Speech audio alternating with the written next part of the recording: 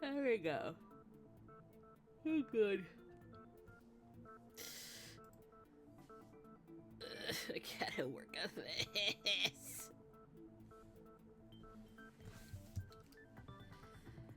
Blah. Oh, hello.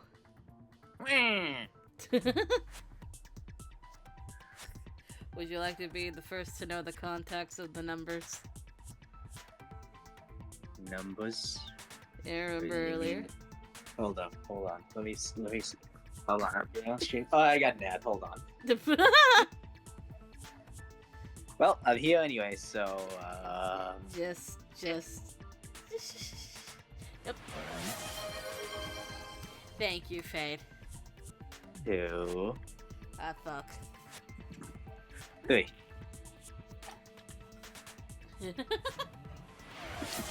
Fish. So would you like to know? So where are the numbers? So I went to the Asian supermarket again, and I picked out some drinks that I haven't had before. Well, okay, what did I pick? You picked something that I saw that's called salt cola. With Himalayan salt. How was it? I don't know, because I was going to drink it on stream, and we're on stream. Okay, time to drink it. It's a Malaysian product, apparently. Time to drink it. Yep, time to open this shit. Oh, I heard it open. Good. I don't know how, it's kind of far away from the mic. I heard It smells like cola. And now the taste.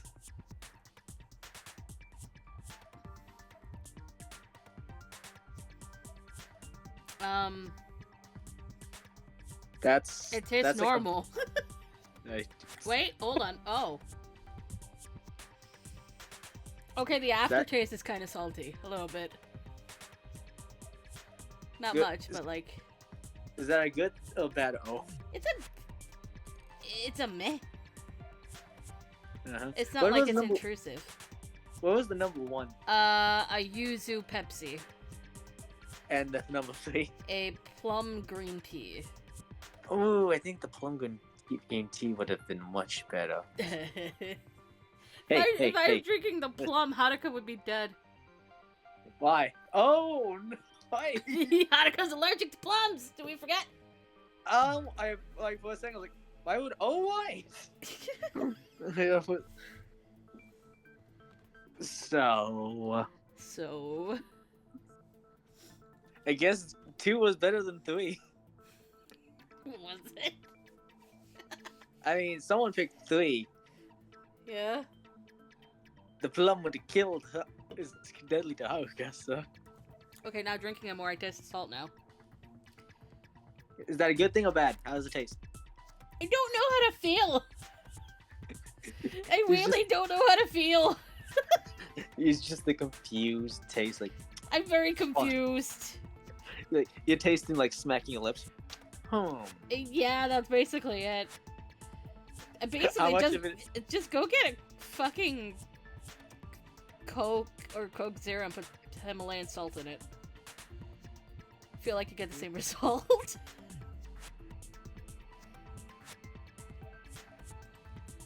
Just the confused. Yeah, my taste buds are confused. You don't know what the. I don't know how to feel. That's a good outcome. Now the aftertaste. Yeah, no, it's just salt. Kind of. That's a good outcome. Yes, spread the confusion. This is so confusing. This is a good choice. And now we can't blame you for anything. They thought. But no, I picked this one on purpose. Because I was genuinely curious, but also, this is a good idea for stream. And now stream can torture me by making me drink, and I'll drink the soda. Oh, really? Yes. Splatoon?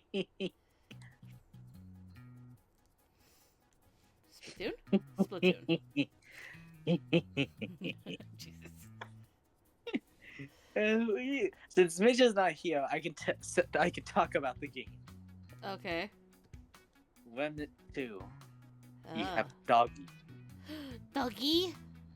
Yep. Doggy. You can auto it to have like an attack, defend, scab, and stuff like that. Doggy. Yay. I can finally talk about it without Midget being here to gift me it. I also need to be careful. Silvers might be listening, and I wouldn't know. We'll never know.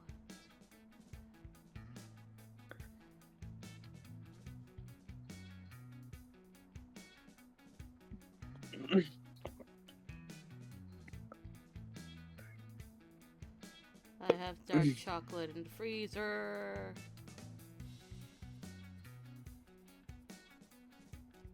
I will eat it later. Don't eat the team. For those that don't know, we have a repeat Splatfest coming up on the 7th. It's dark chocolate versus milk chocolate versus white chocolate. And we've gone dark chocolate this time.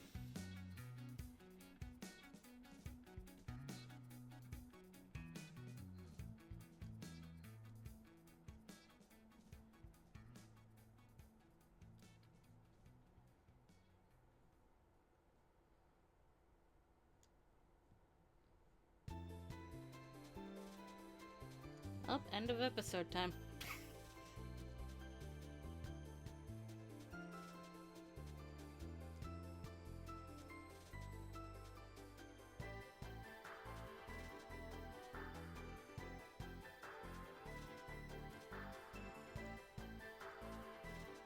What? What?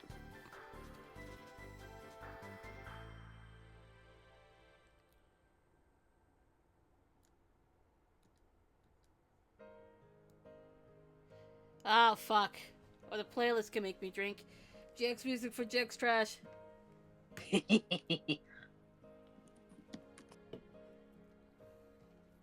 How do you feel? Right now it just tastes like cola. Oh, there it is. There's the salt. There's the salt. How do you feel now? You're still conflicted? Yes. So what's the next drink? I don't know. You're gonna have to vote tomorrow. How many cans of the first one do you have? I only got one each. So. Oh boy. I literally just saw it on the shelf like, huh. This is either gonna taste exactly how I think or it's gonna confuse the fuck out of me. Well, how do you feel? It confuses the fuck out of me. Did it exceed or reach or exact amount of expectation? Good question. I don't have an answer for that.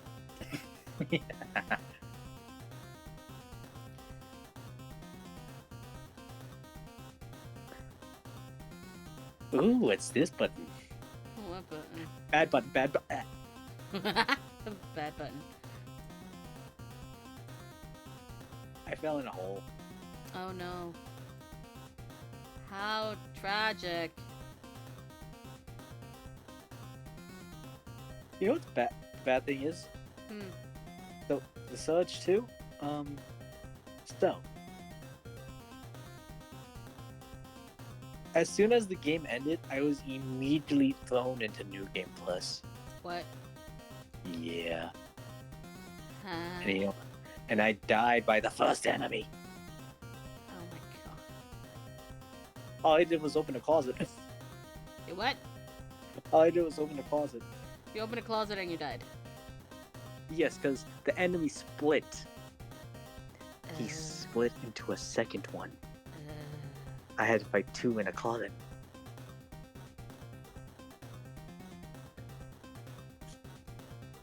You know what it's like? Mm. Fighting with just fists with two things that made of nanomachines. Oh, Jesus.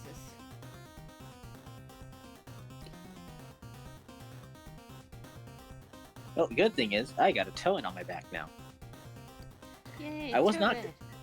I was not gonna die a second time. By the god dang.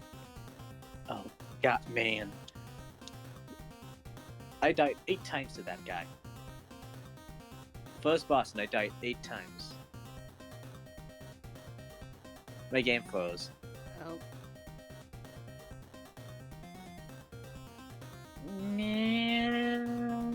No. You still sound like a cat.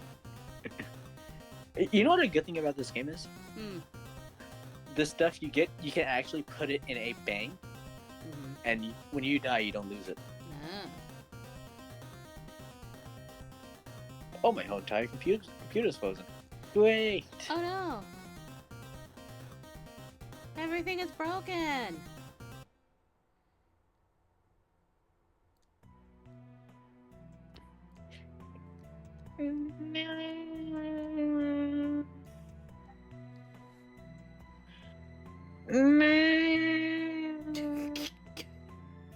Stop sounding like a cat. Never. Uh. Wow. Eh. This can says healthier choice. Lower in sugar. Yeah, because it's got salt. How many? 320 milliliters. How many grams of carbs is in that thing? 15.6 grams. Seriously? Yes. Because that's all the sugar that's in it. I said carbs. Yep, that's exactly what's in it. And how much sugar? Grams of sugar. Same. That sounds about right. Yeah. It's half a Coke though. I think. Bo-bo-bo-bo-do-bo. Oh. I could not find my red bean jelly. Drink. Why? Ah! Fuck!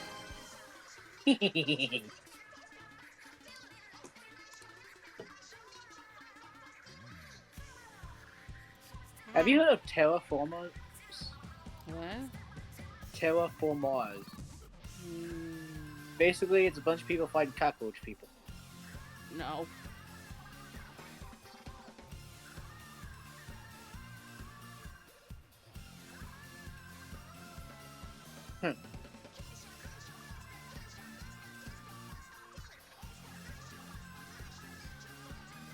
So far, they pulled a Jujutsu Kaisen on me.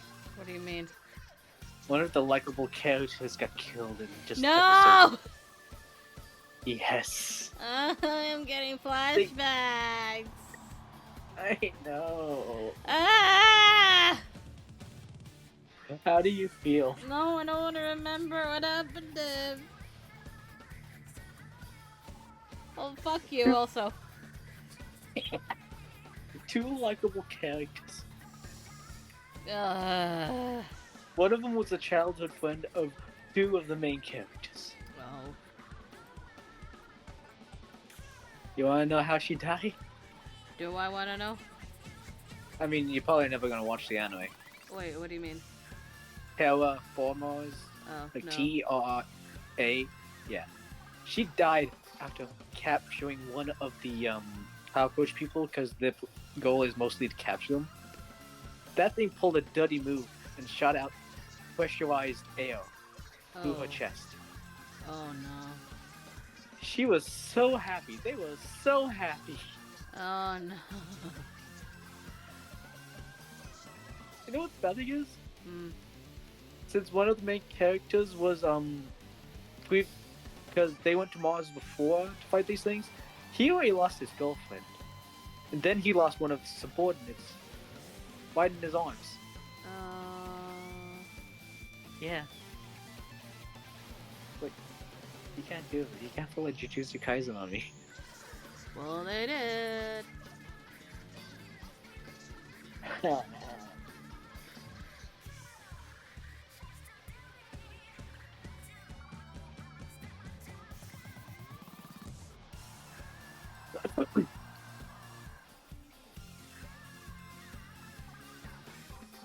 So basically, they sent a bunch of a colony of cockroaches to Mars.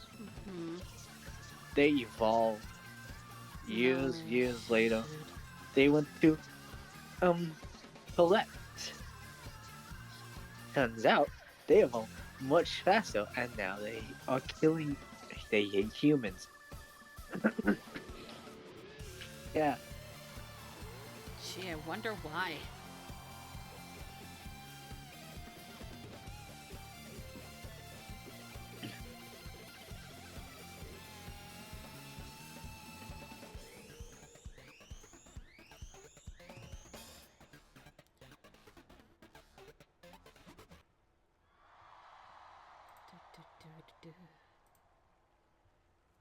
Oh, where is... Don't play me the game over from Night's playlist! Bad playlist!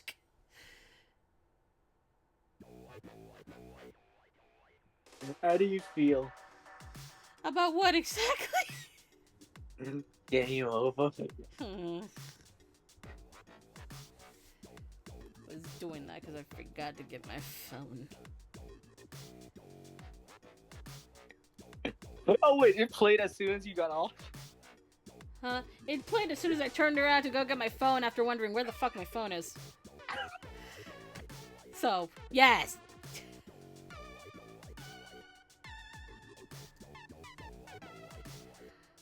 Wait,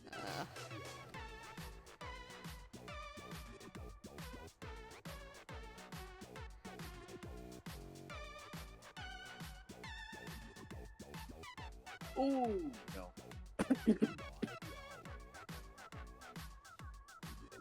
What, the silver bug? server bug? No.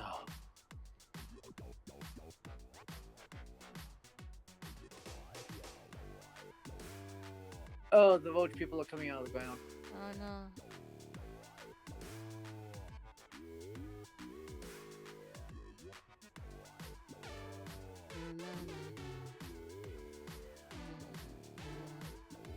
Oh, yep, one of them just lost it and just went into the fire. Oh. One of the humans. No.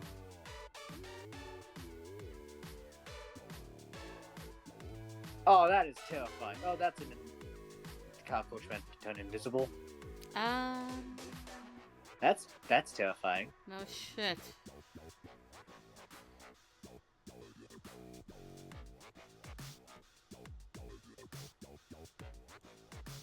And they surrounded all of them. No. And the cockroach just did a drop kick. Oh god.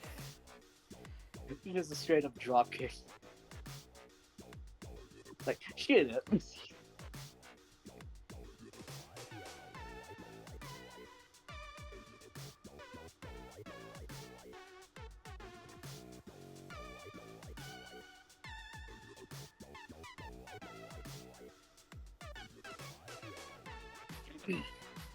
Yeah, so the humans use a serum to transform into these hybrids of either any type of animal or insect or bug. Mm-hmm.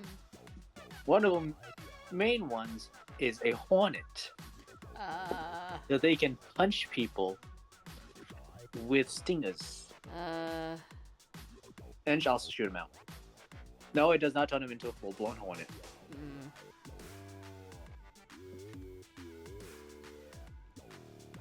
I watched the live action. It was decent. Not gonna lie. Anime, I'm getting feels.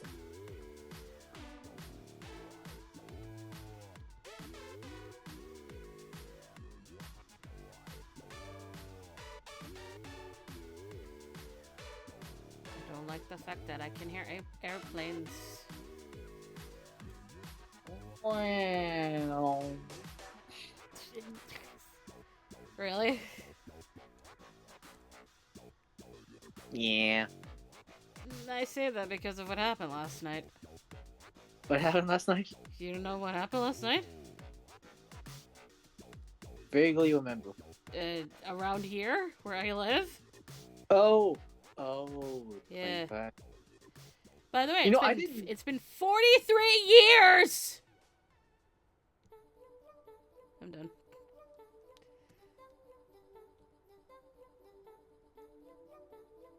I can totally draw a circle. It was a jet.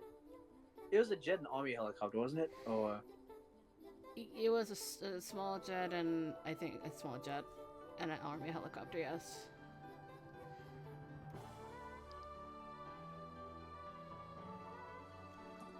Again, it's been like 43 years since the last incident here.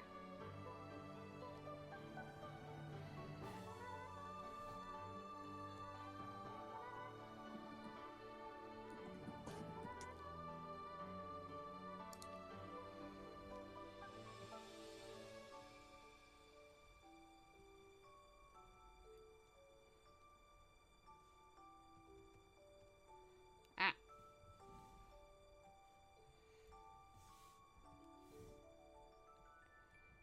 I didn't mean to zoom in that much, Jesus.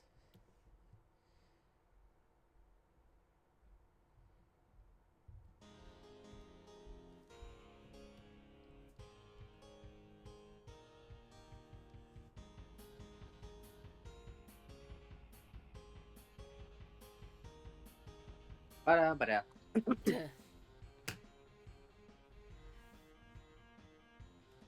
You know what's a bit overpowered? What? So you have the wings of a hawk and also the eyes. Uh-huh. And this guy is a baseball player.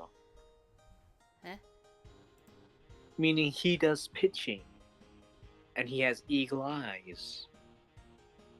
Oh, You getting it now? maybe. Basically, he can throw from far away, and you wouldn't even know where it came from. Oh, okay, I see what you mean now. Oh, okay. Fish. Fish.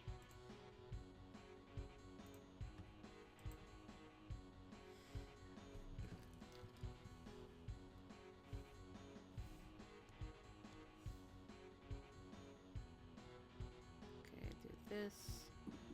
And then this. No. Closer.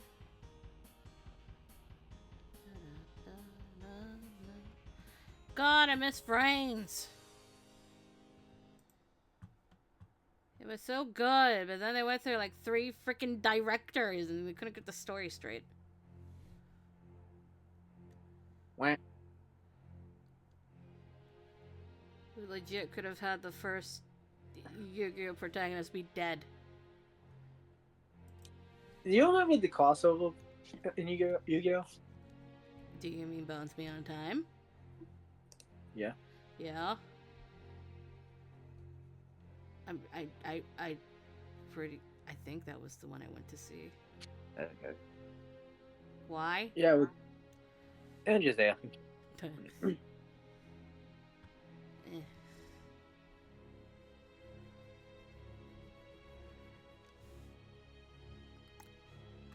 Boo. Boo. Boo. Boo.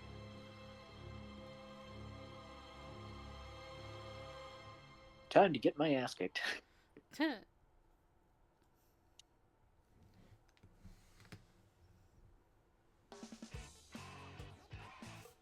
Because these enemies are tough. And I was on normal mode, which was much tougher than it was. Because this first playthrough. Now I'm on New Game Plus. How do you think I feel?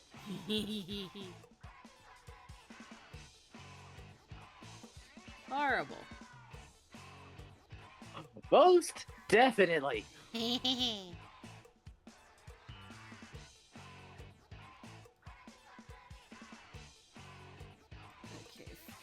But I have angel armor. Totally centered this handle.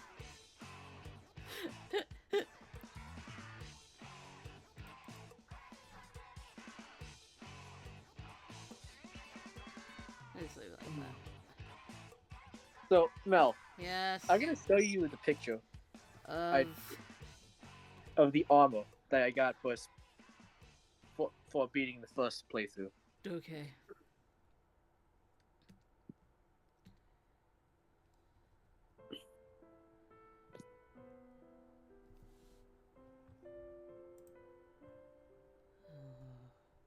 Not sad Hakuoki music.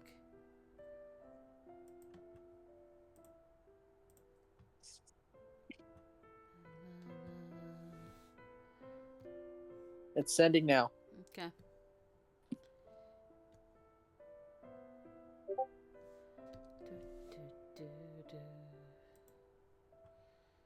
What? Ah. That's what I get. You know where my brain went? What? Hanami. Why? Look at it! I'm not wrong! And now I'm going for a playthrough where I'm gonna kill the guy this time and get the black version of it. If I don't wait.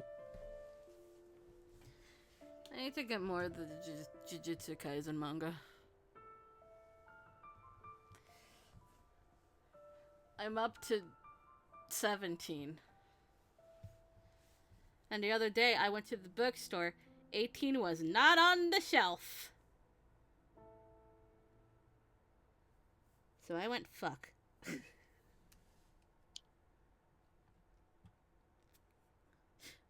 the train book.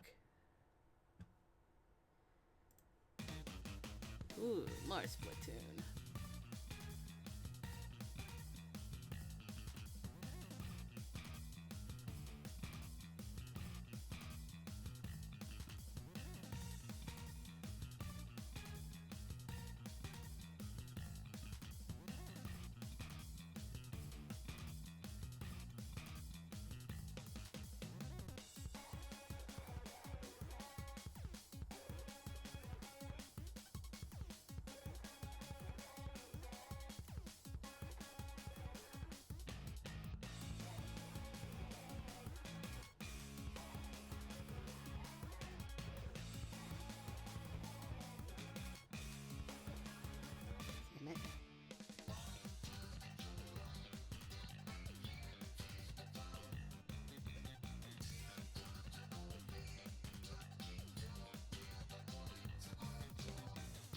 Damn it. Huh?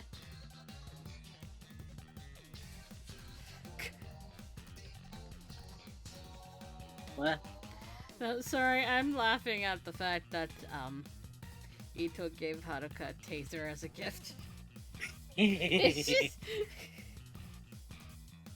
it's silly but also very much true. Would she use it? Probably not.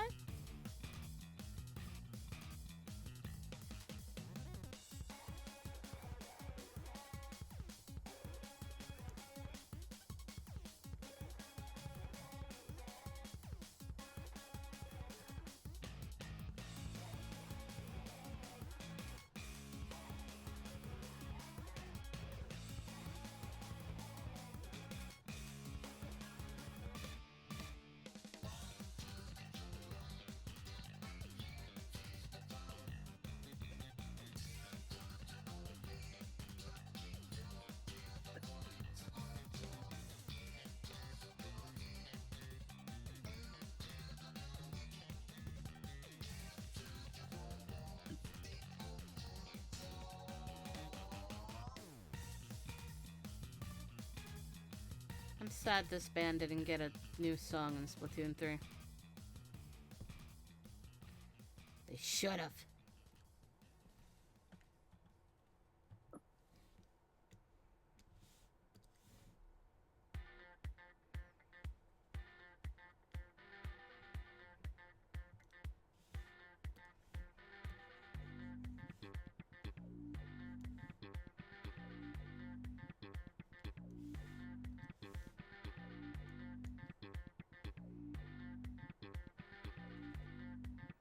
I didn't mean to use a health, goddamn. Well, you did now. You know what's funny? Hmm. I get just one into boxes and they break. Oh.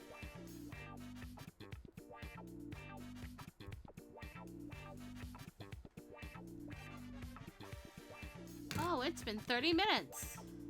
Yay, you know what that means. That means there's a prediction that should go on.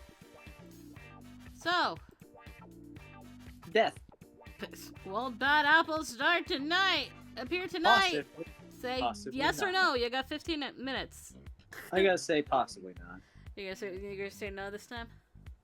Yeah, I'm gonna say no this time. Okay.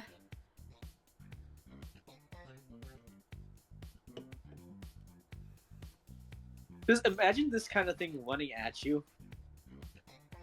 Hmm. God, that's gotta be terrifying.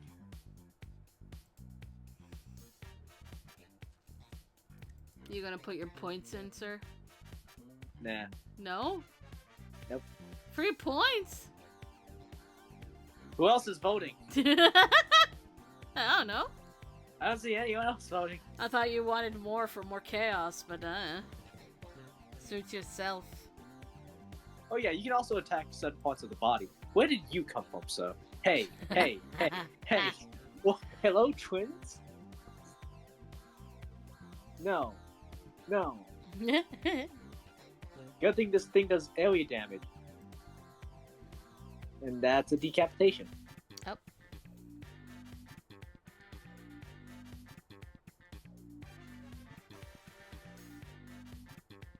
Oh my god, what's happening? I gained a damaging. Oh wait, though. What is the? Hello? What? Huh? You okay? Are you confused? Something happened? I can do summon elemental forces around me, kill everything. Can you please get over there? You know what that means? Well, what means? I have an aura of death. Hmm. Oh no. Sir, stop throwing Molotovs at me. Oh no, you're just shooting. And that's another decapitation.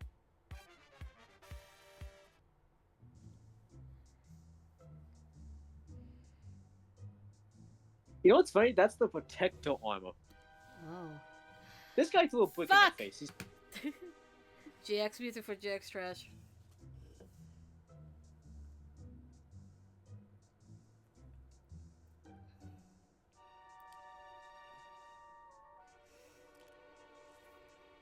You know what's also bad? What? My health regenerates after every hit. Uh. And if my battery starts decaying, I also gain health. I don't think I can taste the salt anymore. Is that good or bad? I don't know!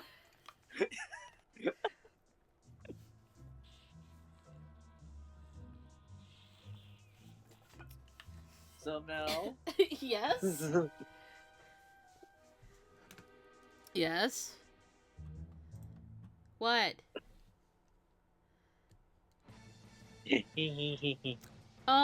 Where's Gray? I'm gonna I say. don't know. I'm gonna say that. Where's Gray? Cause Hijikaza's theme is on. Where is Gray now?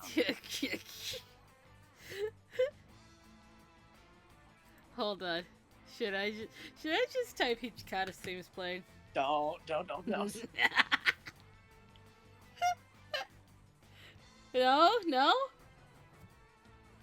Should I not? Or did you want to do it? Do what? Type Hijikaza's theme is playing. I'll do it. Okay. No.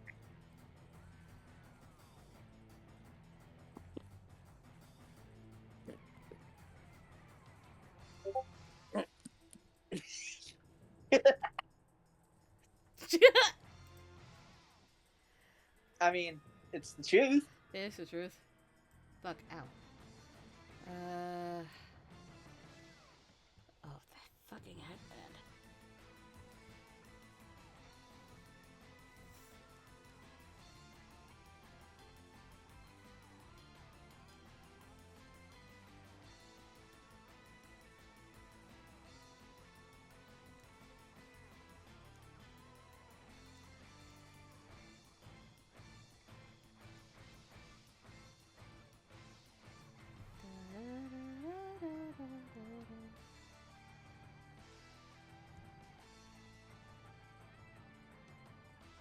Ba-da-ba-do-bo-bo-do-do-do.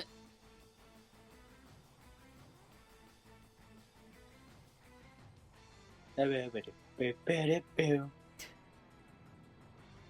Really? How is it stuck in your head? Yes, I blame you. Why? For no reason at all.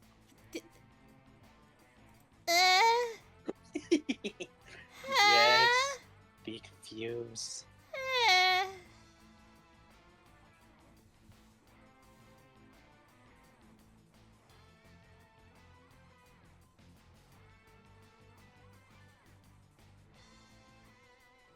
Are you confused? Yes. Good.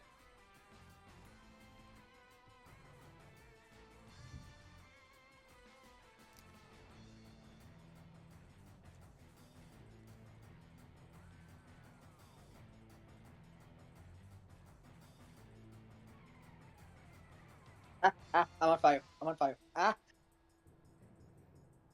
Oh, goody. Well, how could you? Yay! Why'd you just yell yay? Because I like fire. Have we forgotten this? But I thought you liked ice more. I like both! You have to pick one. No. Yes. No. You must. Nope. Yep. Nope. Yep. Nope. Yep. No. Yeah. No. Yeah. No. Yeah. No. Yeah. No. Yeah. I think I just screwed myself. Good job.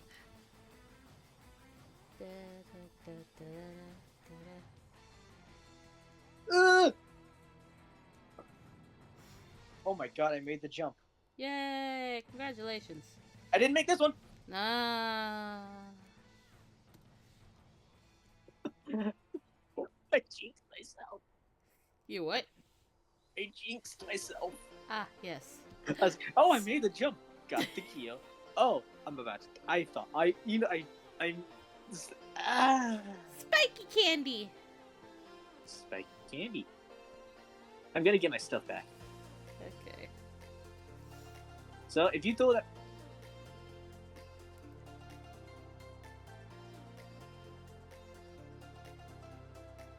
He threw a brick at me. And he threw a Molotov at me. I'm gonna kill you. Get over here. Get over here.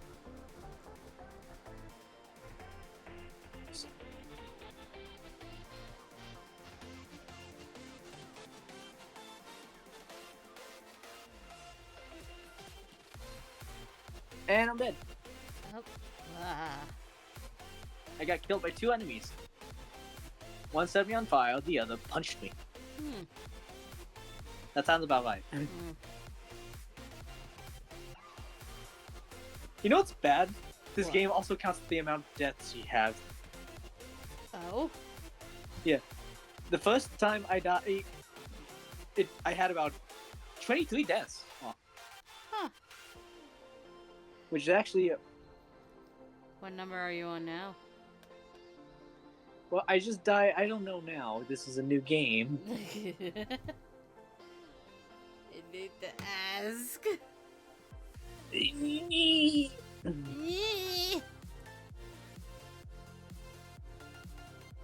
Oh, there's an Iron Mouse thing. Hmm? Literally, you can become a guy in an Iron Man, a mouse version of Iron Man. Huh. It's adorable. It has an M and everything. Like, You also get your own- like actual Iron Mouse, Iron Mouse? I'm gonna equip the gear and then I'll show you. Okay.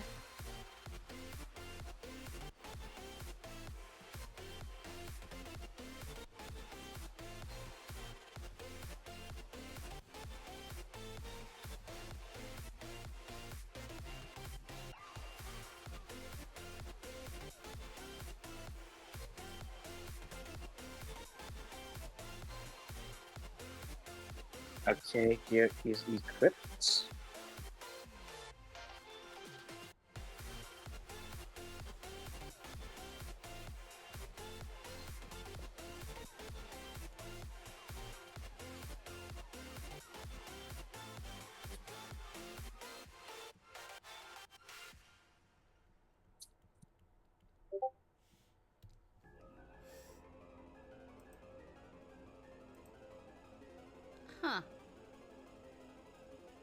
Okay. I mean, I spoke truth, didn't I? Yeah, you're right.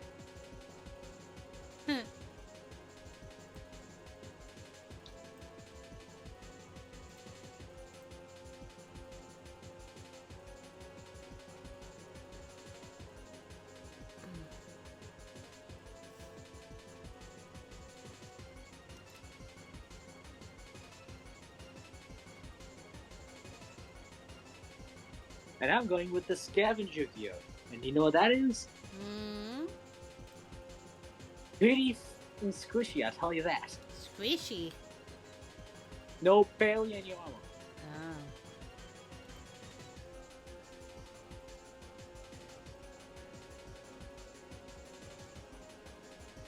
You know what's funny?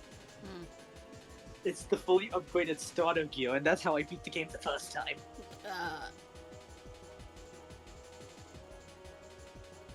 Yep. Okay then.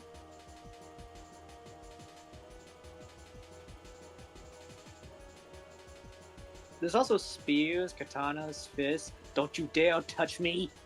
That's a thing.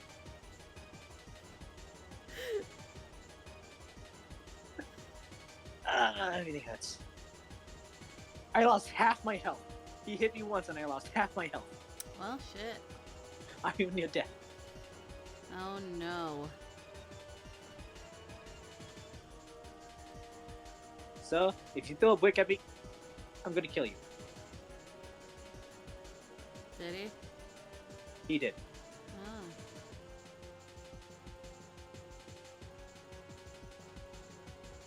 Oh.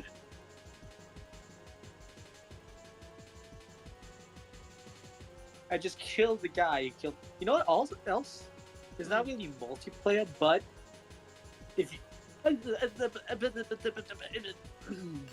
He's okay. Maybe. No, not a near death. I'm running. Run away. Okay, what was it? I don't know. So, if a player dies to a certain enemy, you'll see a avenge status above that enemy's head in game. Mm-hmm. So you'll avenge another player if they died with that enemy. Oh. You can also leave messages. Mm-hmm. What do those messages entail? It's mostly like arrows. Ow. Yeah, there's arrows, and then banners of your character. Oh. I still got that? I still got, Sorry, I'm squishing a squishy thing. Stop squishing the squishy squish. I need squishy! No! Stabby! Okay. I know it's squishy. I stopped squishing You know the what- squishy. You know what's the bad thing is? Hmm. It's not multiplayer. Oh. I just placed my, banner on top of sewer drain. And now other people can see it. Uh-huh. Do you regret your actions? Nope, it's at the beginning and I don't care. It's me with an extendable knife. Astro Chain!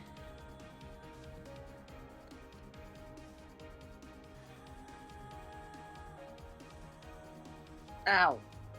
Took Ow. out half my head. I'm dead. He's dead again. I'm so squishy. You're so squishy!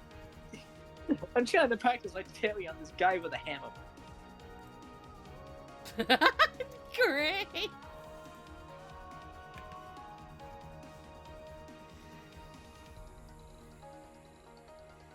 Come on.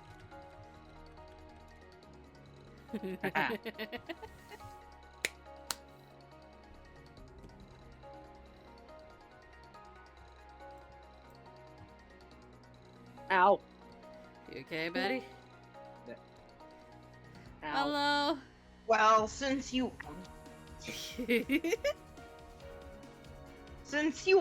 asked, I'll join you. Yay! We were waiting. I died again. For a second time. How did you manage that? I tried to practice my block on someone, and it is a starter enemy. And I am automatically on New Game Plus, so I got my ass kicked. Oops. That Ow. sucks. Ooh, still dodge. I'm back in school again, and Oh. yeah, doing school. School. School. School. Ooh. Getting my creative writing degree, so next time someone tries to argue with me about something on the internet, I can tell them they're wrong. Oh yeah. That's not the only reason why, but yeah. So, the numbers from earlier. Yes. I had gone to the Asian supermarket and I bought some drinks. So, Ooh. number 2 was something called, Salt Cola. Salt cola. Yep. With That Himalayan sounds- salt. Himalayan salt. Huh. Himalayan salt mix. Yep. I like cannot- that pink Himalayan. Yeah. And you want to know? Want to know what her reaction is? What? Pure confusion. It's just confusion. I It's like, cannot what? taste the salt anymore. The salt was an aftertaste and now it's gone. What the fuck is this shit? What's going on? Ugh. The first Yeah, the choice other was day- a Pepsi Yuzu, and the third Ooh. choice was a plum green tea. Ooh, plum green tea. That sounds super fucking good. I would like that. It would kill Haruka though. No, it would kill Haruka, but it would not kill me. I like plums. Oh god, I gotta color all this.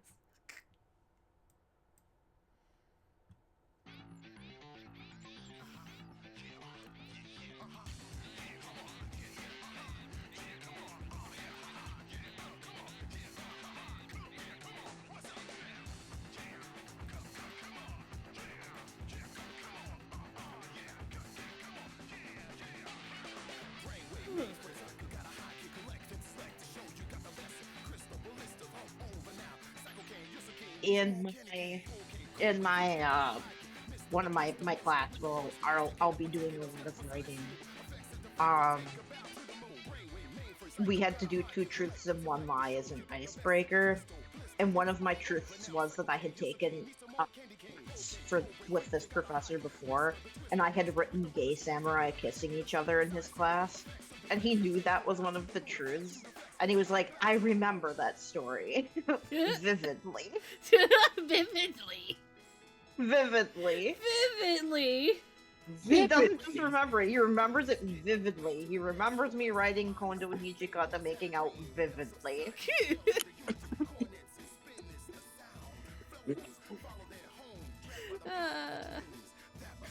Which, you know, fair. That's a good story. I like that story. It turned out well. Vividly. Vividly. Vividly. It's a good story. Vividly. Careful Alright. there, don't die. I just I- have to laugh at vividly. Vividly. Vividly. Okay, Gray. I died. Shush. Where is that other piece of art? Where is it? You really need to stop dying. It would be nice if I did.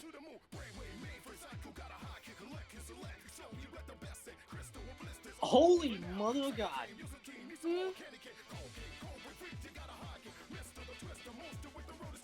Oh, there it is. I'm a 5. I'm a 5. I'm a 5. I'm a 5. There she You're on is. fire.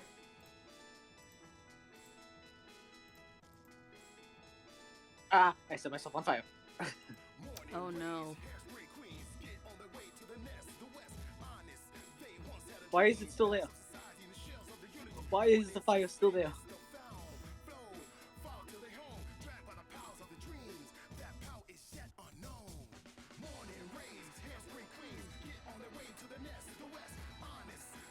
That's not the thing I want.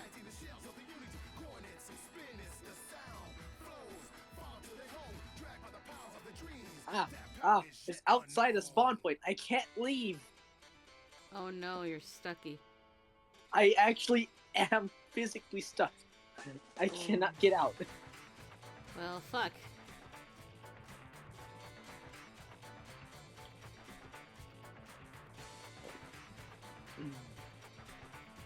I My actually friends and I are.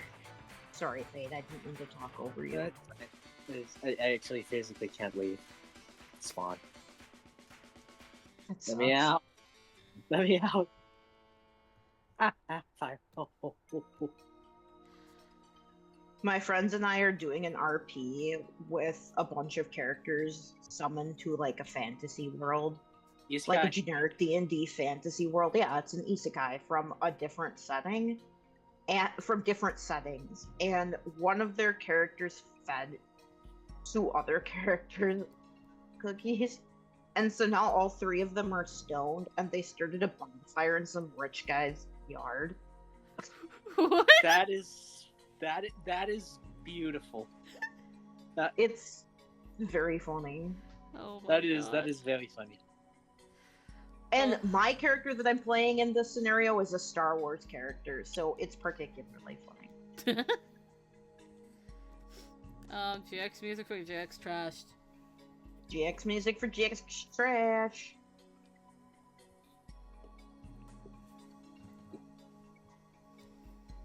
Get your game on, baby.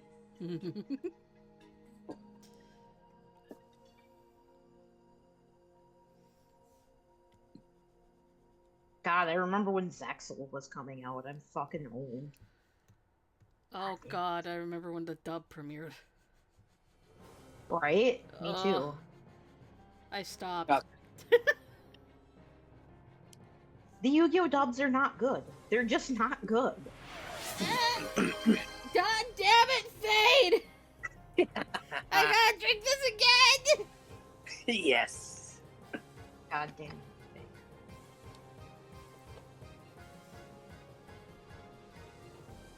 Ah. How does it taste? Mm. Does Salt. it taste like regular soda or salty? Both. The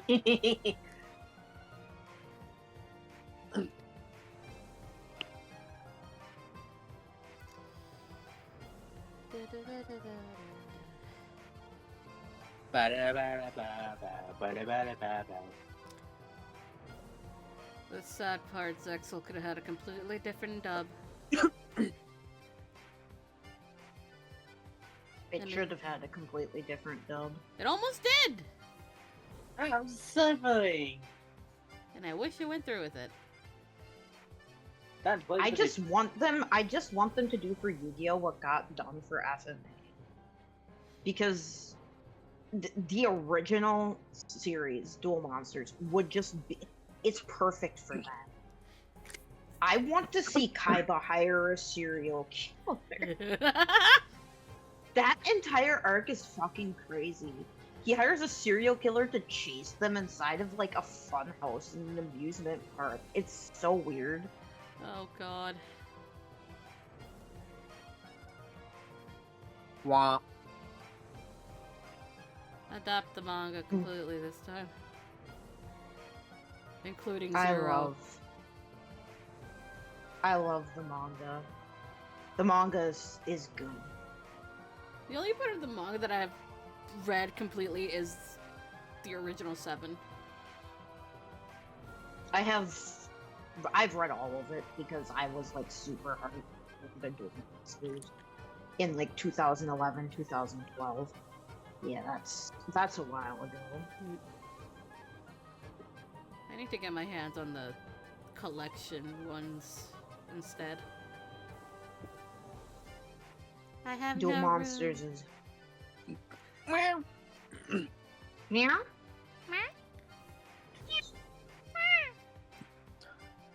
There's no midget to stop us.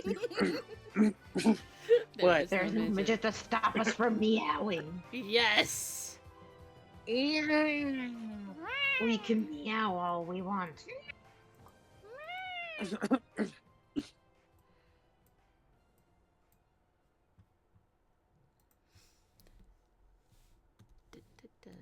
Ugh.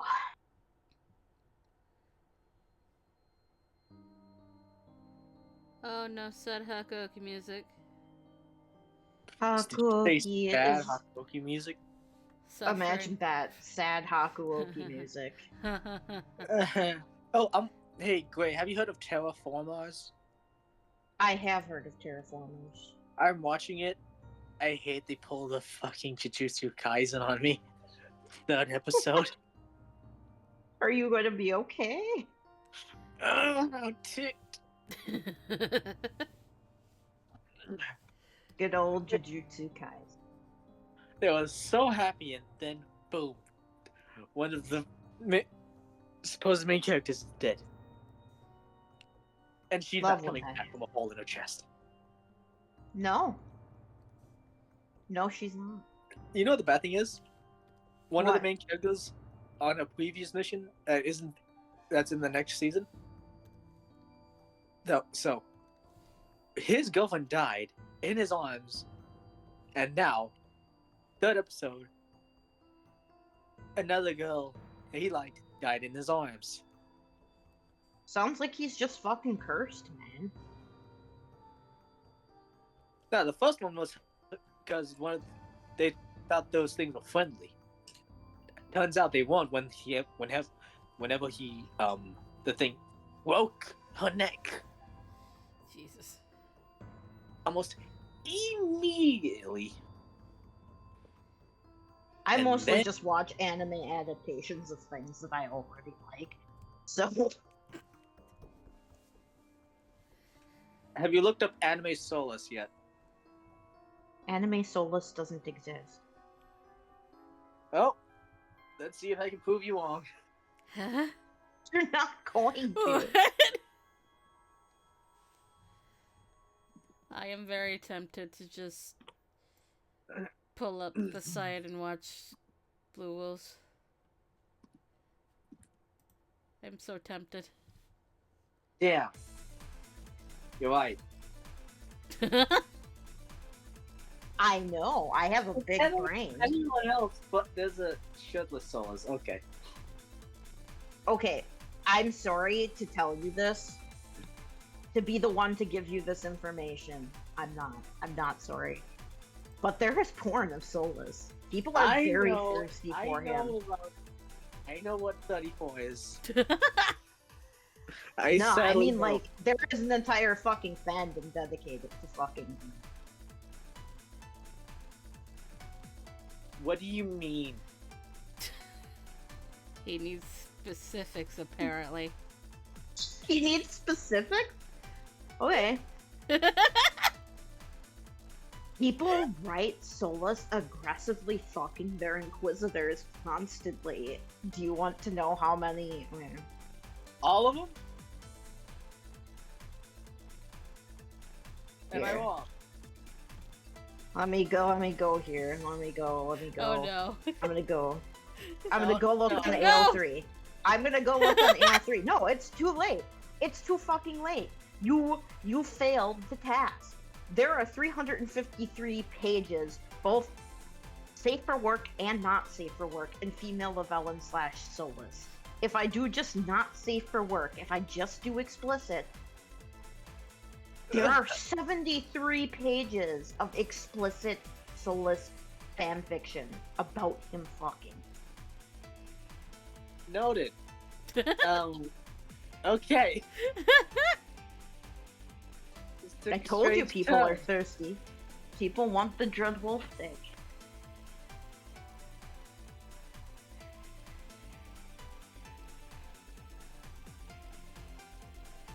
This new laptop makes it easier to snipe. Huh. What the fuck shooting me? You're shooting me through the narrow window of a car? No, I'm not letting. No. Get over here. He's on the move. Do you think He's you can on. be that cheap? You think you can be that cheap? I got infinite ammo on this pistol. I don't care if your body's dead.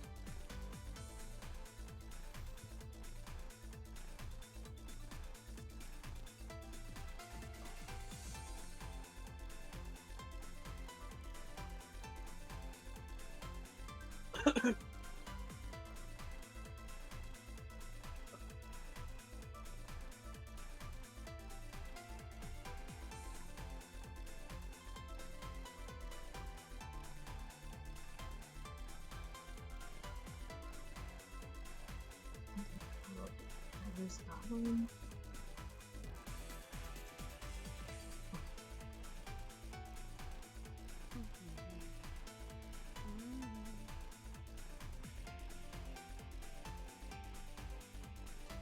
I have attached a suppressor on my sniper.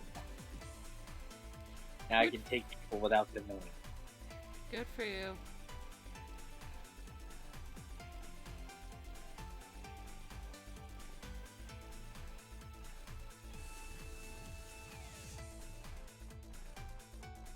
Doggy! Doggy! Ugh.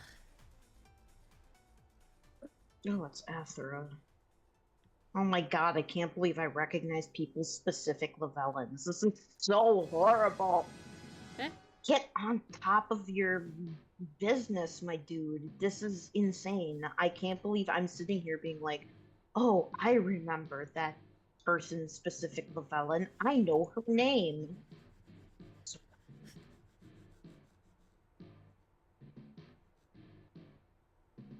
Ow, ow, ow. It's alright, I just played their first kiss tonight. Moosh. His first kiss is very thirsty. Moosh, moosh. What did you say? I don't know. What? Yeah, I'm like, what the fuck are you talking about, my dude? Smoosh. Smoosh? Moosh? Smoosh. Smoosh. Smush? Smoosh. Smoosh. Smoosh? Smoosh. Hold on. Smoosh. Smoosh to squishy. Smoosh.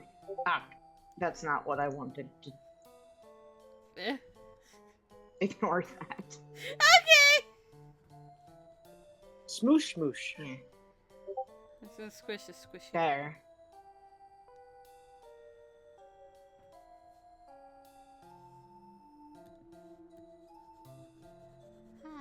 I'm dead. Well, what a surprise. You are dead. Not big surprise. Not at all. Yeah, get rid of this.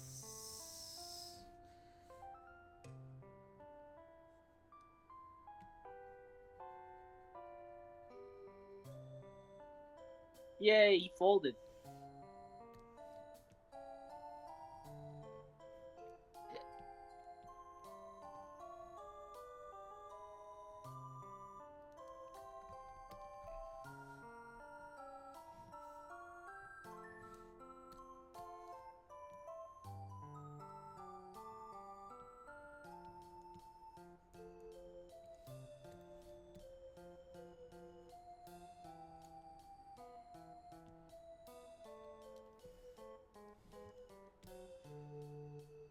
Hey, Mel. Yes? Thank you, Faye. Sucker.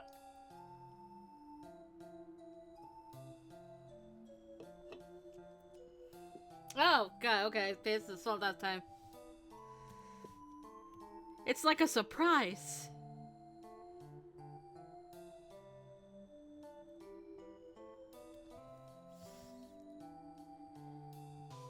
Oh no! Oh, no? Kindred. You know you know Sasha from Attack on Titan? No. Uh, basically, she's a girl that loves food. What? She loves food. Okay. Oh, you mean the one people think wants to fuck bread? I don't even. Whatever. Yeah, Attack on Titan. Yeah, there's a girl like that here. Oh. She also has ponytail, Oh. and she's just talking about tuna. Tuna. Tuna. Tuna. Tuna. Tuna. Tuna. Tuna. Imagine that was one of the president's Hakuoki. Who the fuck would give her tuna? Who do you think? Enlighten me. Who's the mischievous cat? I know, because he hides in the bushes. No, he would be genuine. The fuck you on about? That No, wasn't he who would- I was thinking about at all. Who are you thinking about? The bitch! The bitch! He fucking would. The Oh my bitch. god, he would. But he's playing nice this year. Playing nice. Playing. But it doesn't matter in the end because Shirano's gonna burn the fucking card. So who's? Good question. What did the Brat gift though? A used eraser he found on the ground. Oh yeah.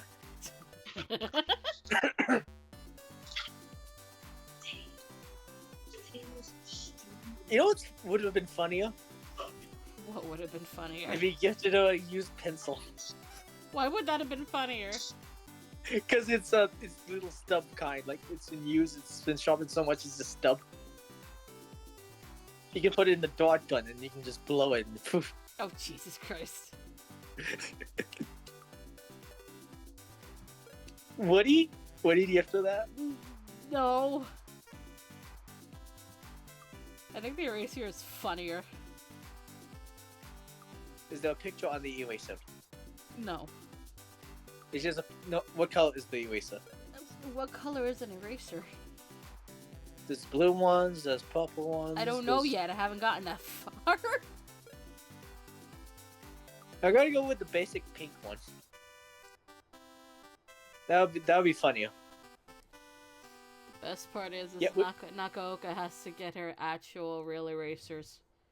Because Not only that, it has little like marks on it showing Yes. it's been used. Yes. Skip this.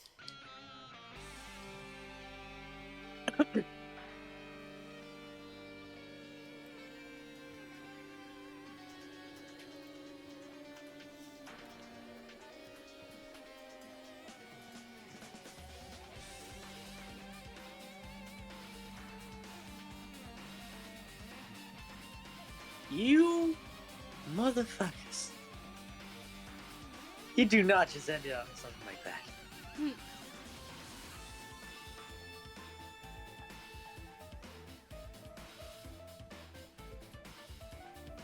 This anime infuriates me. Hmm. It does sometimes.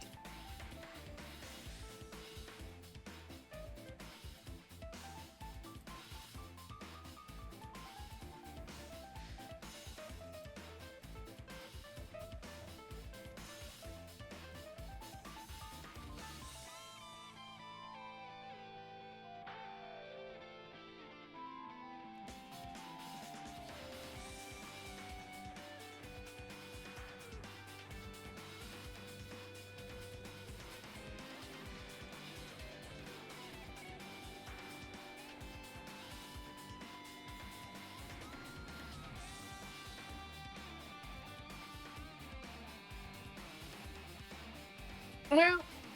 I don't know what that meow sounded like, why it came out like that.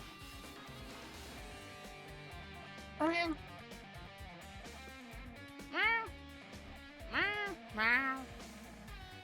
Fucking hell, Discord. No, it picked it up. That was the third time.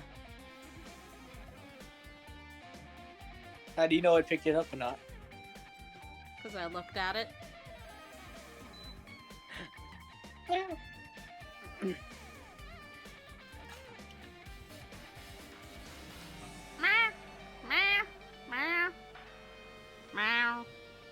Meow. That was the fourth time. Discord does not like my meows. Meow, meow, meow, meow, meow.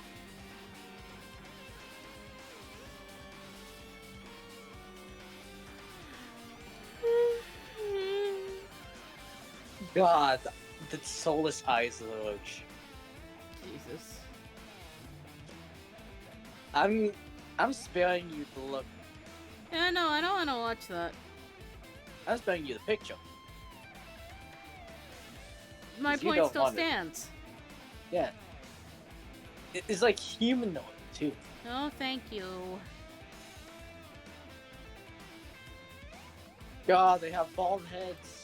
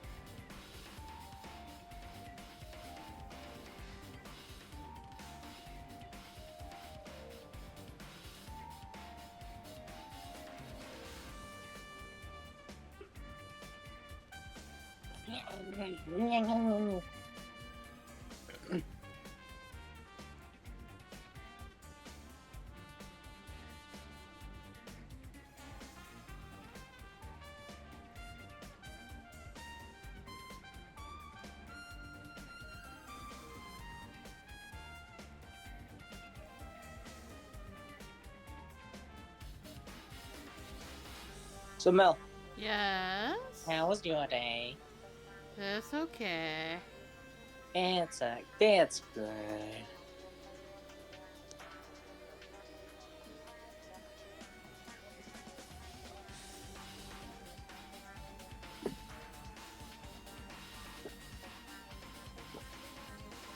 At least one gift has been labeled. And that was the sticky note. What does the sticky note say? Hold on. I'll burn Cosmo's card for you. Kill.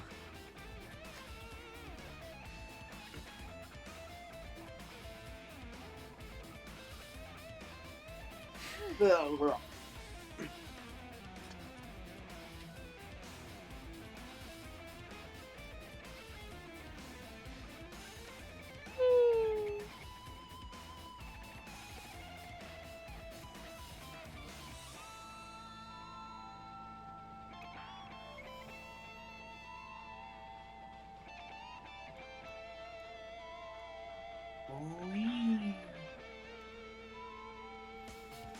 Oh wow! I realize tomorrow night, if we get to Edo Blossom, we have to spin the wheel. Why? Because we decided at that point we'd spin the wheel for the next part.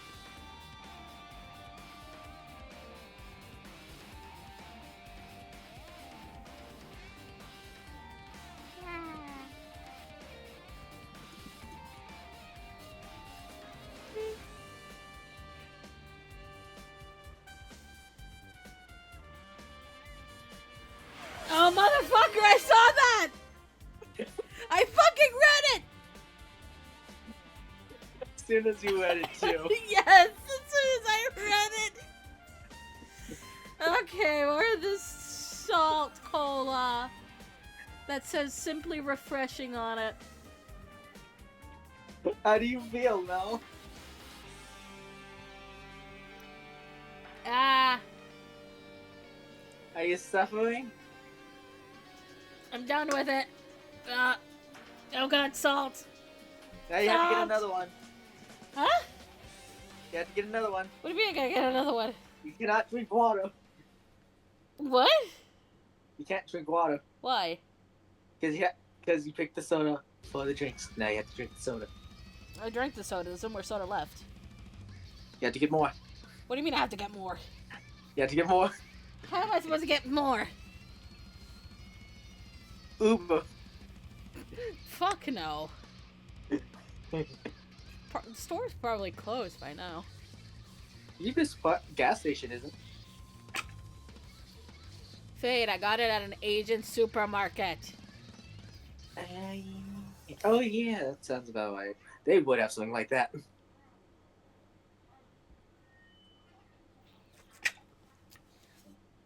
AKA, I would not be able to go to just a random fucking gas station and get it. Oh, time to go to the black market. The what? The black market? No. Why? No.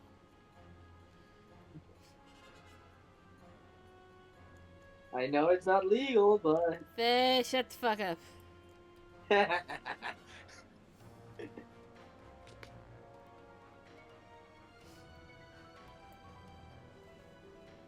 Also, do you have a gift, like a gift thing on the way? A package? No. Okay. Why? Well, first off, Is it stretch. on? Yeah. Second, save the game. Boop. Third one is fish. Fish. Fish.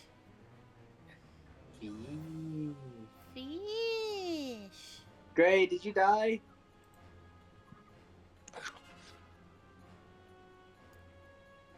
Gray?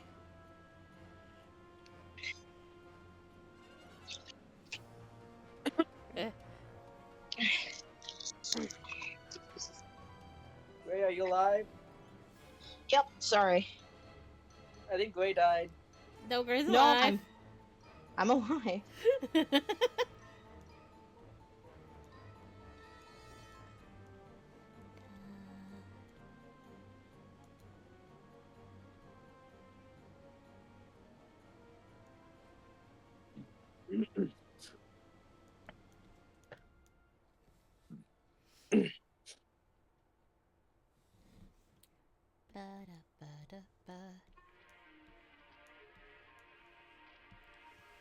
Nope. GX music for GX trash.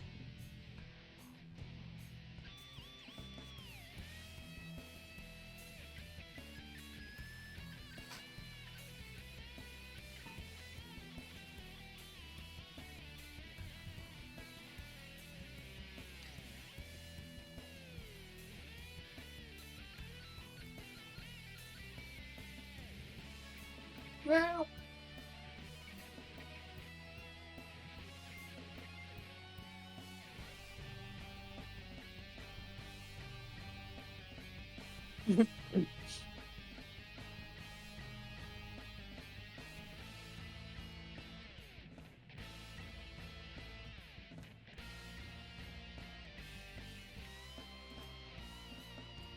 Finished.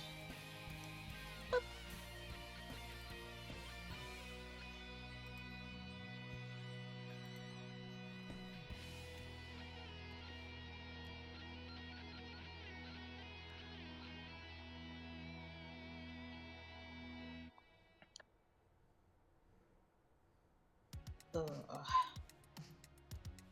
You okay? Yeah, I'm fine. Did you I'm kill just anyone? tired No, I'm just tired after walking back and forth from campus twice today. Oh. Oh god, I know how that feels. I still remember doing that. I had to do that in the rain. Doing it in the rain Yeah. sucks. Guess what really sucks? Doing it Nope. in negative degree weather. You gotta wish it No. snowed for that one. I would rather it snow than be I would negative too. 20 degrees. I would too. I would rather it snow than rain and be cold. It didn't help that my apartment was also off campus.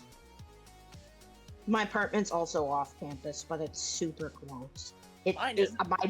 My building is the building all my classes is in is the farthest from my apartment, and it only takes me like 15 minutes to walk. But It takes about 30 for me. Jesus. Because one of my classes was across campus. that sucks. I It was helpful because I had a scooter before. I still have a scooter. That is. You know what else? I am nervous about one of my classes because it has a math in it. It has I'm what? not super good at math. Oh no. Yeah. Math? Math. Yep, it has math. Math? Math. Give it to Fade. No, hey, I didn't agree to this. No, give it to Mel. No, I hate math. I would never give Mel my math. Listen, you want to give it to me. I'm going to make sure you suffer with me. No. Yes. I'm It's going to go- give you math questions. It's going in the lava pit. I will probably be fine because I'm not like a stupid person. Math is just something that I need more time to do. Thankfully, it's not a pyramid. Beautiful.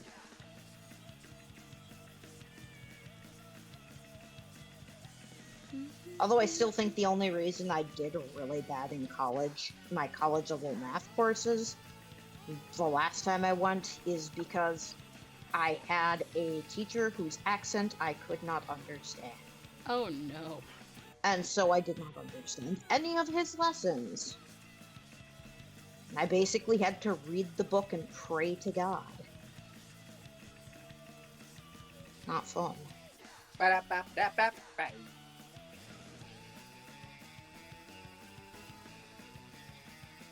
But I'm pretty decent at most things, I think. I have my statistics and psychology course, which is the one with math.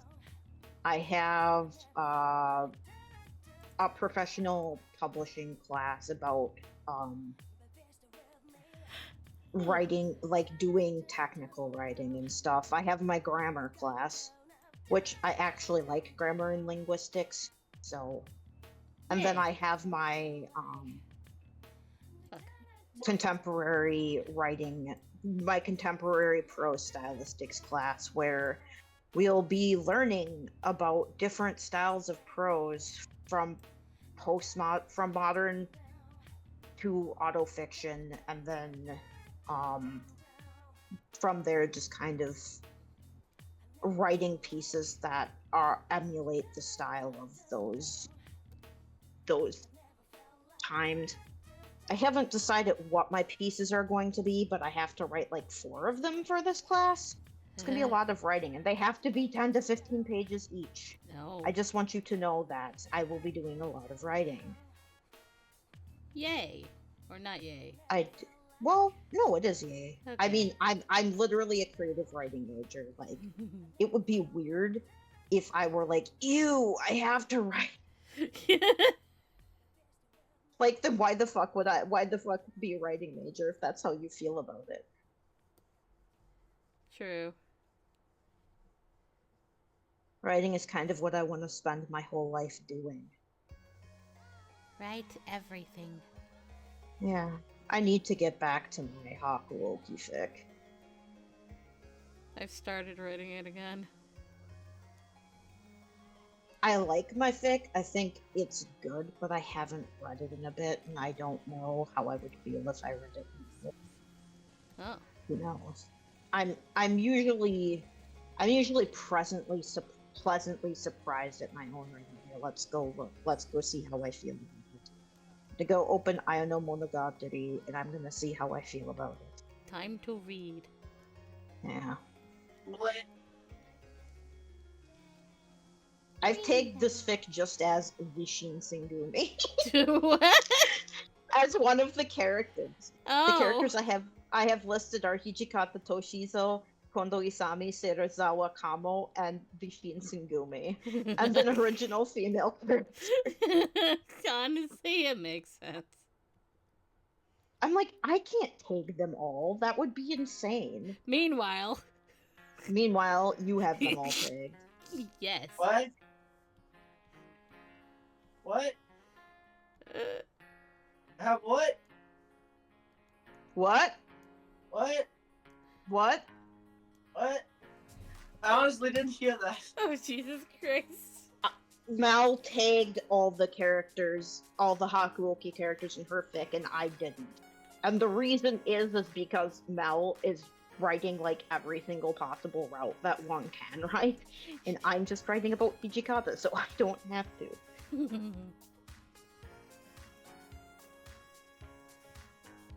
Novelization, slow burn, enemies to friends to lovers.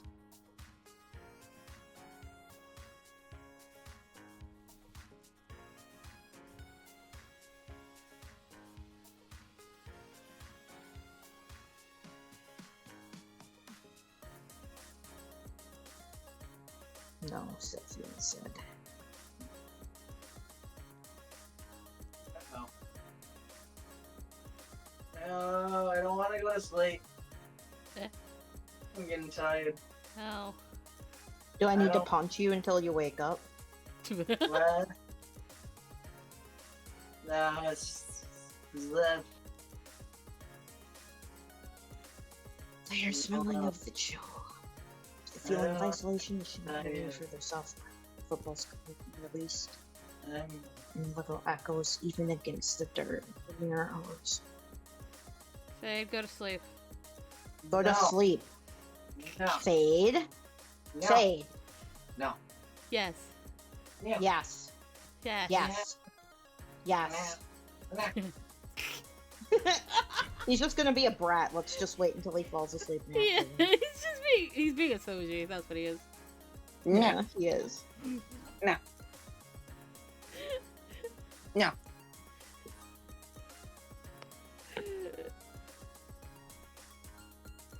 No. Oh god. Oh, that's right. I had the first person she meet be Gan. That What? makes so much sense.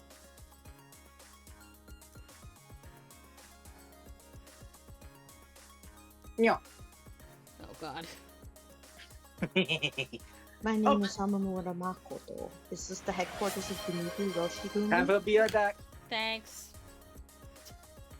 Unless you have water next to you. I need to Why are refill you it. so obsessed with making people drink water? You are like the water drinking king. Don't you Or mean is it- water boy? Oh, God. Yes, you're the water boy. Yes. I'll be RP. There's no more water in here. I knew it. Hey, go find Back Scratcher now.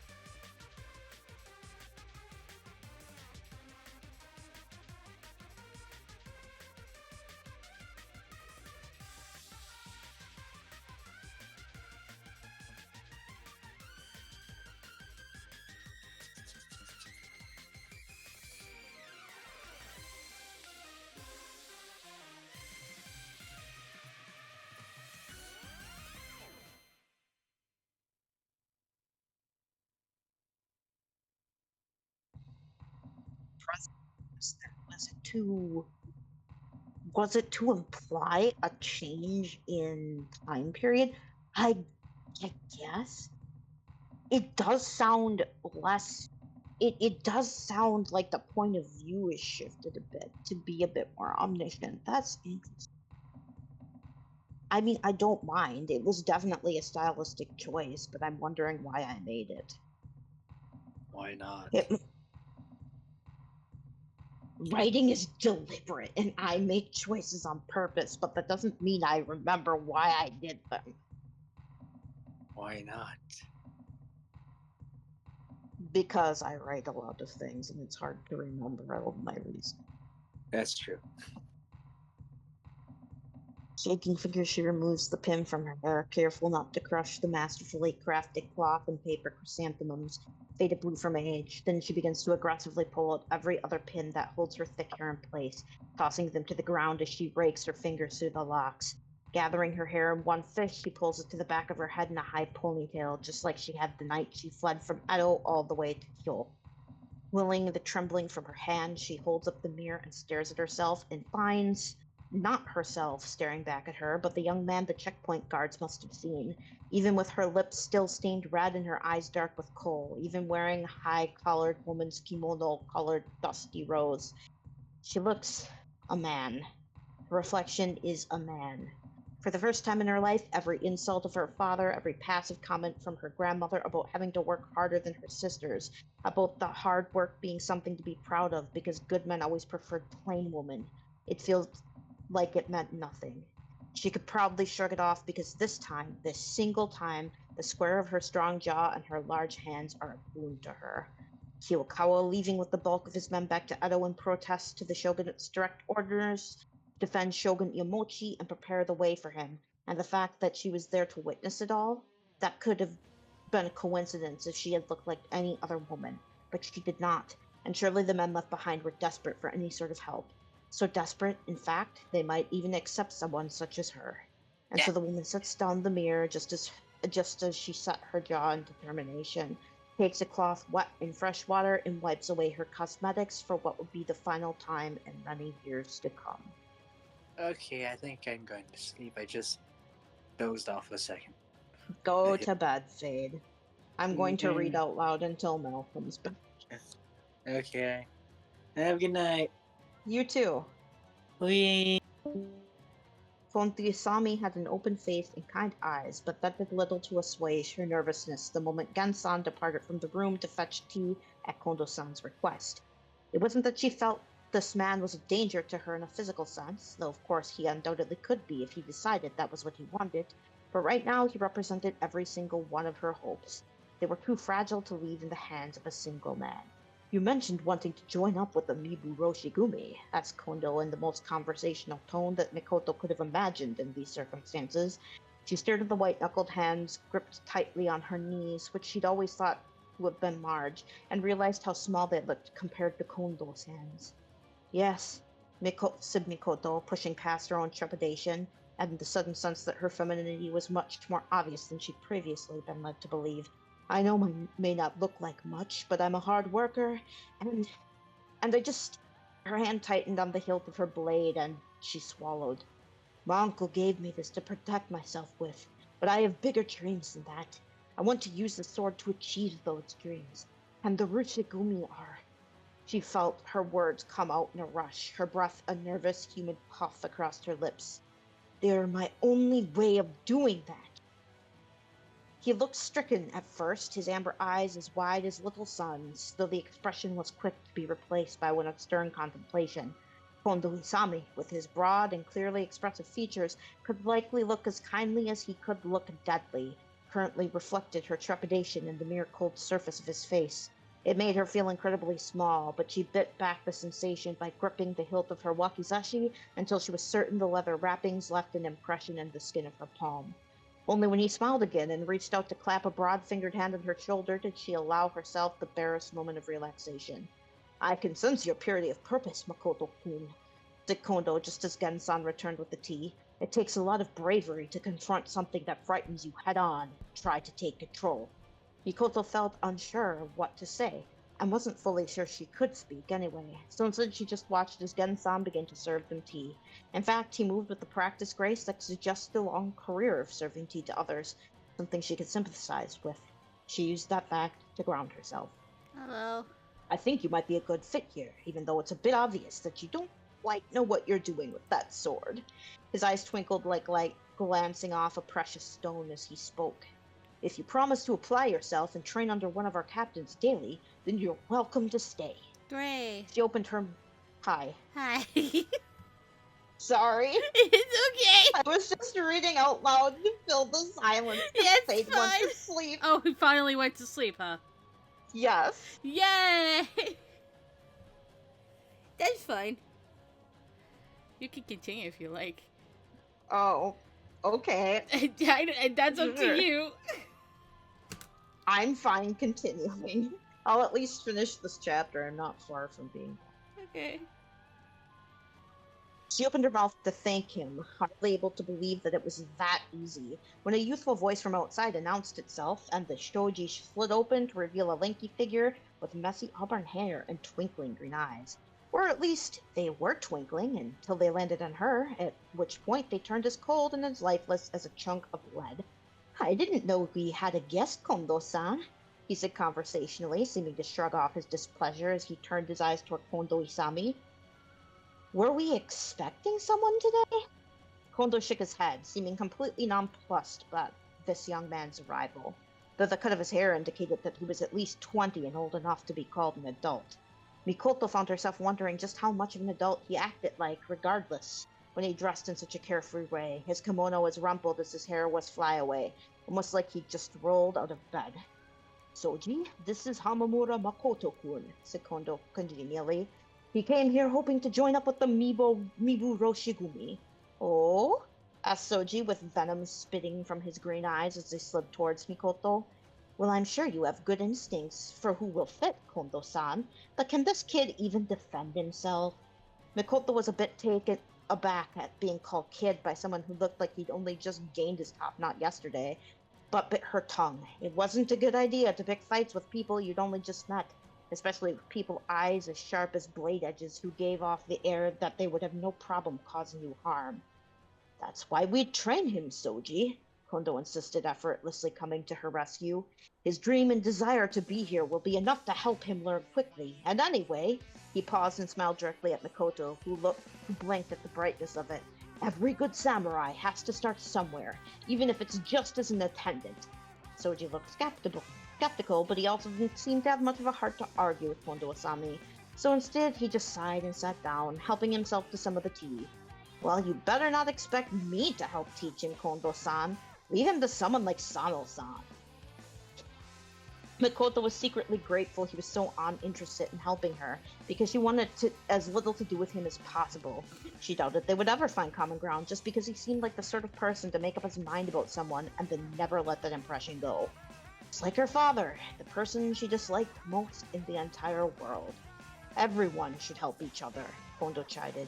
But I think it's best to start him slow. He turned his attention back to Mikoto and smiled. Of course, we'll still be working you hard. She swallowed, tried to make herself sound more confident, and then bowed deeply, both her hands clasped on her knees. I look forward to being in your care. Kondo laughed softly, joined by Gensan, both men smiling at her like she hadn't been smiled at in a long time. It filled her chest with an odd feeling that she couldn't name, something she hadn't experienced before, so she simply straightened and reached out for her tea. In awkward situations, observing tradition was all she could really do. She just hoped it would be enough to carry her through the following months. Broom in hand, Mikoto spent her time after the midday meal at the gate, attending to it. It was an easy way to observe the comings and goings of the Miburo Shigumi, and to understand who she was going to be living and working with, and to familiarize them with the sight of her. She hoped that, by having her in their minds as a fixture that was simply there, they would be less likely to question her about where she came from. The more they simply took her presence there as a fact, the less she would be at risk of anyone bothering to look into her background and interrogate her in the present. There was no way she could let anyone find out who she really was. Her thoughts were interrupted as a group of drunk men stumbled up to the gate, the pack of them large and unruly as any group of men she'd ever seen. Stubbled, Faces spouted nonsense that she couldn't really parse, dressed better than she thought the men she'd met this morning had been. There were no worn, thin parts of their kimonos, and their netsuges were finely made. Their sandals. Of course, she always noticed the make of their zori and geta. Fine things they were, well crafted so that their straps wouldn't snap and end up bringing their owners bad luck. They were made of good wood and bamboo, probably sourced from decent merchants from bigger cities who knew exactly where to go to get their goods. They were worn, but respectable worn, in spite of their long 2-week journey from Edo to Kyo. Not a peasant sandals, or a poor ronin's. They were the shoes of a man concerned with his appearance. Makoto had heard from Inoue-san this morning that there were 2 groups here, and of course she had already known that the Mito rebels were here just based on hearsay about town. What she hadn't expected was for them to have such different... They were samurai, but they felt so different from each other, distinct as barley tea and green tea. The man in the lead was the wildest of all, but he barely gave her a glance, brandishing a heavy iron fan in one hand with lazy ease to cool himself. Though why he would need to at this time of year. As he disappeared into the compound, she could only think that he drank so much he'd overheated. It was not a comforting thought. Peace returned quickly the moment he was gone, and Makoto let the weight fall off her shoulders. She felt like she had somehow passed a trial and assumed the worst of it was over. A bad assumption, because less than a few minutes had passed before she heard shouting from inside the compound. Wariness told her to avoid the confrontation, to keep to herself and keep away from whatever was happening. But her instinct told her something like this was exactly why she was here. Who else would ever get the chance to see the internal workings of a group with such an obvious schism? So she swallowed all her hesitation like bitter medicine, propped the broom against the gate, and made her way carefully towards the sounds of the argument. There were 2 men locked in an intense stare-down not far away from the gate, exuding so much hatred that Makoto could feel it around her, like the smell in the air before a storm. It even made the hairs on her arms stand on end, and she immediately froze just far enough away that she could see everything that was happening without being drawn into their sphere. One of the men was the drunk Mito Ronin with the iron fan, who cut a tall and broad shape with hair the color of a graying wolf pelt and eyes like a hailstorm. His red-facedness could now be excused as rage, and he held himself so stiffly she could hardly believe he'd looked so lackadaisical just mere moments ago. It seemed not just his eyes were like a storm, but his entire demeanor, liable to come as sudden as a summer monsoon, and pass just as quickly. His entire entourage was crowded around him, glaring at the lone figure that stood opposite of their leader. At that moment, the man's identity slid into place in her mind. As obvious as the fury he was not even bothering to restrain. Serezawa Kamo, a leader of the Mito Rebellion, and the most well-known man here. The other man, she did not know, and that alone immediately identified him as one of Kondo-san's men. Still, her eyes were drawn to him, slim and tall with sharp, fine features that struck her immediately as too handsome for a samurai. He was perfectly pale, made to look more so by the thick sheen of his ink-black hair pulled back from his face in a long ponytail, with striking eyes the color of violets. Eyes that right now streaked rage like lightning as he held his hands and balled fist at his side and stared down Serezawa with preternatural calm in his voice in spite of the furious furrow of his eyebrows. You should consider how your actions reflect upon the group, he said so quietly that Makoto had to strain to hear him speak. Every time you go gallivanting around Shimabara, you cause trouble for Kondo-san. Gallivanting? Squawked a man with bird-like features in a pale kimono, only to be cut off by Serezawa himself. I'm not wasting my time doing something as banal as gallivanting, Hijika. He rumbled like thunder, giving a name to the striking man. I would never do something so wasteful. In fact, I'm going and making important connections. Pride hung from him like a second hori, so obvious that Makoto could taste it when he spoke. Reminded of Edo samurai boys as they showed off a new sword or bragged about their dojo. It was still posturing, she thought, just on a grander level. But could it really be called posturing if it was true? As far as she knew, Serezawa really was a notable man with real connections. It was possible he could be multitasking, but even as she thought that, the man named Hijikata cut into her thoughts and brought her painfully back to the present moment. Bullshit! He growled, the rope of his patience seeming to fray thin. Everything you do gets back to us, and I have no idea what kind of connections you would be making by getting pissed drunk and starting fights. He tilted his head upwards, staring straight into Sarazawa's eyes with no shame on his face, and seeming no care for whom he was speaking to. You're not the only ones who stayed. Or did you forget that we're relying on your reputation while we're here? If Hijikata's rope was frayed, in that moment Sarazawa broke with a loud snap. A snap echoed in the way he pulled his heavy fan from his belt and brought it careening towards Hijikata with so much force that Mikoto winced, just waiting for the smack. It never came. Instead, Sarazawa spoke as Mikoto slowly opened her eyes, finding the fan stopped just centimeters before Hijikata's face. It was leveled right between his eyes. But Hijikata remained perfectly still and unmoved, as if the fan were nothing more than paper and bamboo. How did you know I wouldn't hit you? Sarazawa asked, prominent brows arched high. I wouldn't have moved either way, Hijikata replied just as the sound of rushing footsteps approached from the other side of the courtyard. I didn't do anything wrong, so why would I move?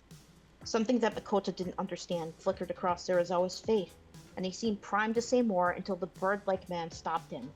Sarazawa-san, we really should go and have more drinks in celebration of all the progress you made today. There was a general chorus of agreement from the other men of the Mito faction, and Sarazawa immediately deflated at the promise of drink. Just like that, the storm cloud of his presence passed. It left Mikoto standing alone with the man named Hijikata and the newcomers, who were Kondo and the other members of his faction. Hijikata-kun, scolded a man with a mild manner and a mellifluous voice, though what exactly he was saying was lost to her completely the moment Hijikata's eyes fell on her. It was only a moment, but in it, she felt like he could see right through her, that his eyes had somehow stripped her down to her bones. It wasn't her disguise he had perceived, she thought in a panic, but her reasons for being here, and he had not liked what he had seen. Turning her back on him, before anyone else could notice her, Mikoto slipped away back towards the front gate, where it was quiet and she could steel her resolve to avoid both Sarazawa's temper and the perceptive gaze of the man named Hijikata. Yay. There we go. Yay! Stories. Yay! Story time. Story time! Story time. Story time!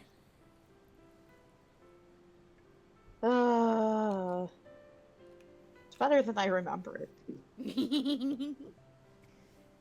I love it. Thanks. I'm glad you like it. Oh my gosh. I found a floppy. You found a what? I found a floppy. Oh. Look how floppy. In the snow too. In the snow, having such a good time. What a cutie. Oh, man. I'm not gonna make it for Hanukkah's birthday, I feel. That's understandable. You have a lot of things in that drawing, like, so much. And I've been editing, so that didn't help.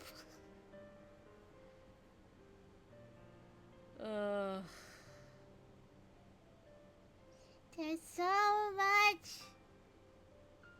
Yeah, there's a lot to do. Let's go, sword. The tiny sword the Kendo Club gave her.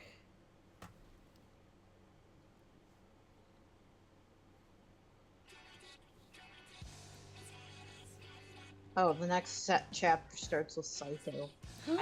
Okay. Yeah, Saito is there. Yeah. I have to see how I described him.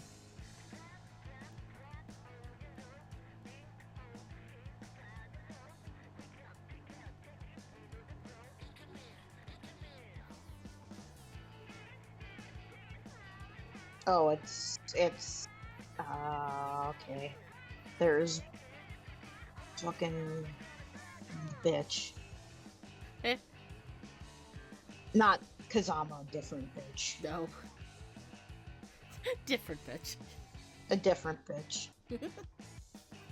Sarazawa totally knows that she's like, Sarazawa and Hijikata look at her and they're like, what is a woman doing here? And then Sarazawa's just like, this'll be funny, and Hijikata's like, I have to figure out why the fuck she's here. Mental breakdown. Oh god.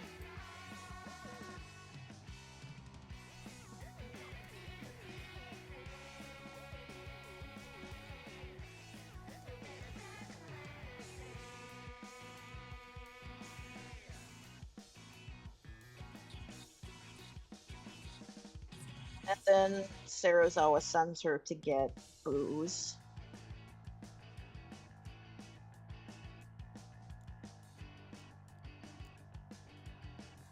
How typical. That's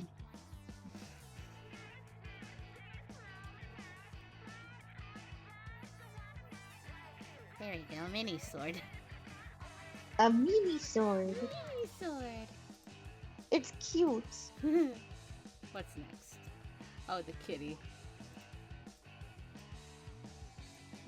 Hamamura-san, said Nagakura, the man who was hugging her close against the side in a show of manly greeting. Wait, what? Yeah, they found her while she was walking around, and they all know who she is.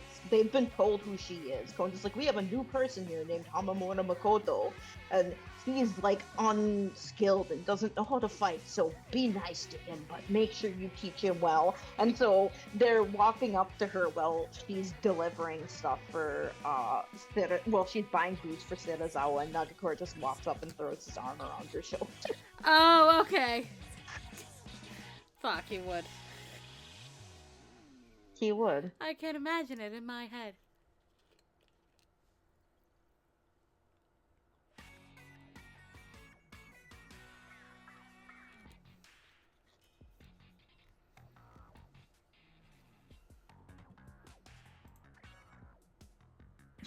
Let me guess, muttered Toto, the shortest and youngest of the three. He wants you to go buy him booze.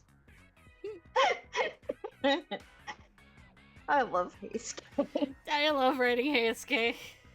He's really fun to write. The Yes. Baka Trio are just super fun to write in general. The next chapter starts with something that two idiots did. Oh, It that in- should be fun. Yeah, it should be fun. It involves a chase. Oh boy, a chase. People shouldn't steal things from Haruka. Oh, What it's are worse these than ones that. Did they break something? Maybe. Oh god.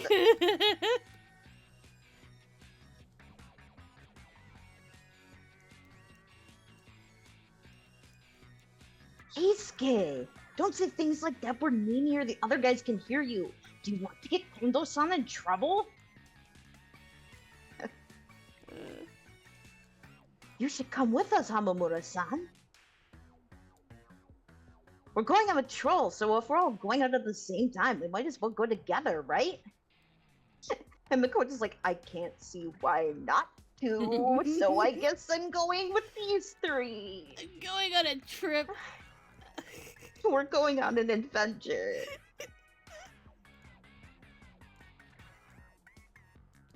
And then Heisuke and Nagakura go ahead, and of course Harada is sitting behind because he's the sensitive one. He's the observant.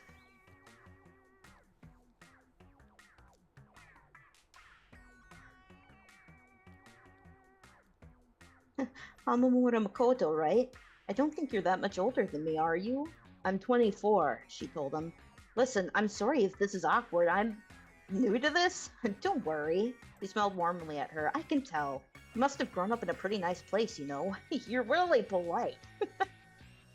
It wasn't so nice, but it wasn't bad either, she told him, looking back to the dirt road in front of them so she didn't lose track of the other two. My father makes a modest living crafting crafting sandals for samurai in Edo. And then he asks her if she has a wife and kids. And she's like, no.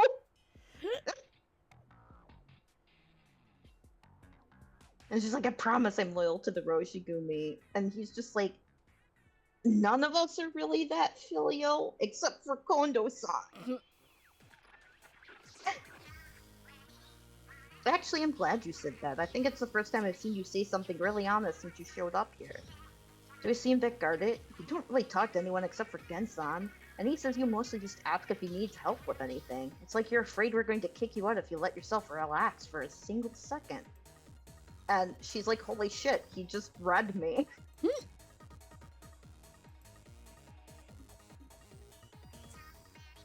We do not question the mint green cat. It is mint green. No, never question the mint green cat. It should be mint green. It's a great color.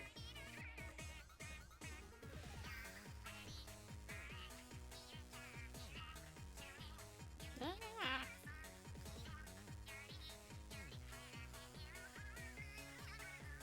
There we go. This is where Mako-san comes from because she tells Harada to call her Mako-san, and then Nagakura overhears. And he's like, oh, I'm gonna call you that. I like that. Easy to say. A bit short, like you. You can't just call someone short, Shinpatsu-san.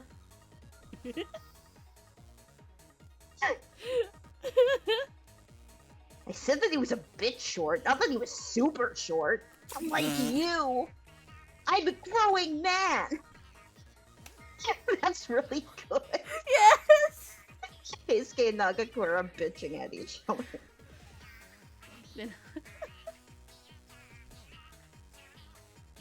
Nagakura's like, ah, you're short, Keisuke. And Keisuke's like, shut the fuck up.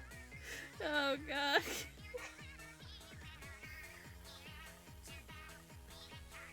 And then Sano invites her to go drinking.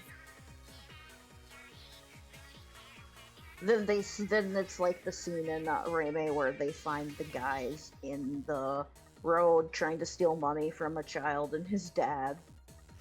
And they almost beat the kid up. Not Except- the child. I know, that part is horrible. And Ibuki's like, no, fuck you! But then he freaks out. Which is completely fair. Yeah. He's like 16. He's a baby. My son. Your son, he's so baby. And then I realized his voice actor voices Panda in Jujutsu Kaisen, and I go, what? Oh my god, that's weird. Yeah, I know! Also, hi, That's- Saito's theme. Hi, Saito's theme.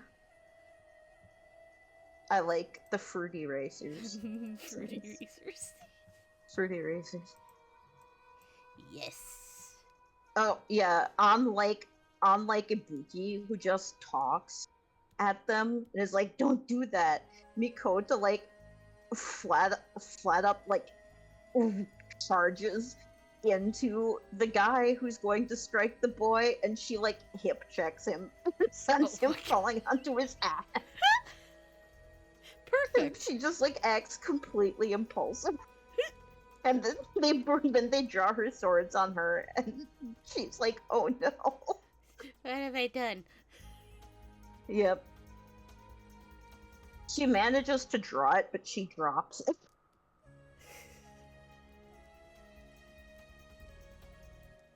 And the Ronin thinks it's so funny that they laugh so hard that it like distracts them long enough for Heisuke to do a flying kick. I was right in front of her.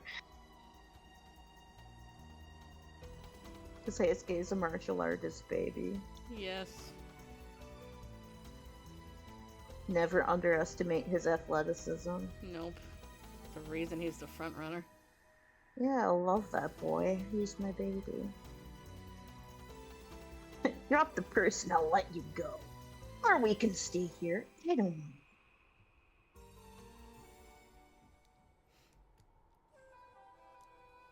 And then Heisuke picks up her sword and hands it back to her, and is just like, "You should hold on to this back."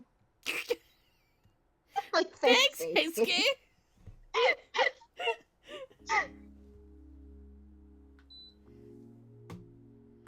And then she takes the sword, puts it back in its sheath, and then, like, her legs give out, and Sano catches her. And he's like, oh, catches her by her armpits and drags her back into a standing position. And she's like, oh god, what did I do? I just picked fight with the samurai. One didn't pretend to play a samurai. You lived by the sword or you died by it, and that was all.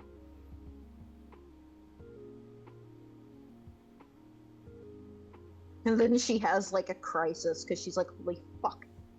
She had charged a man. She had really charged an armed man.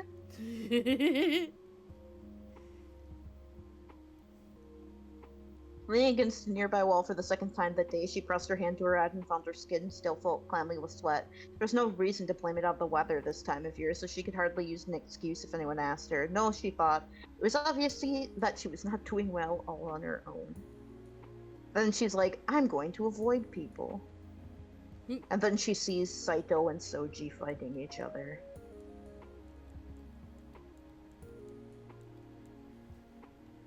And she's like, man, I really wish I could follow what they were fucking doing. Because it looks really cool.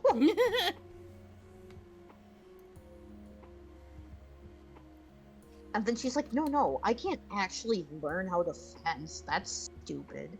I just have to pretend to learn how to fence. I'm not going to be here that long. 5 years later. 5 years later, I'm still here! She's like, I'm still here, what the fuck?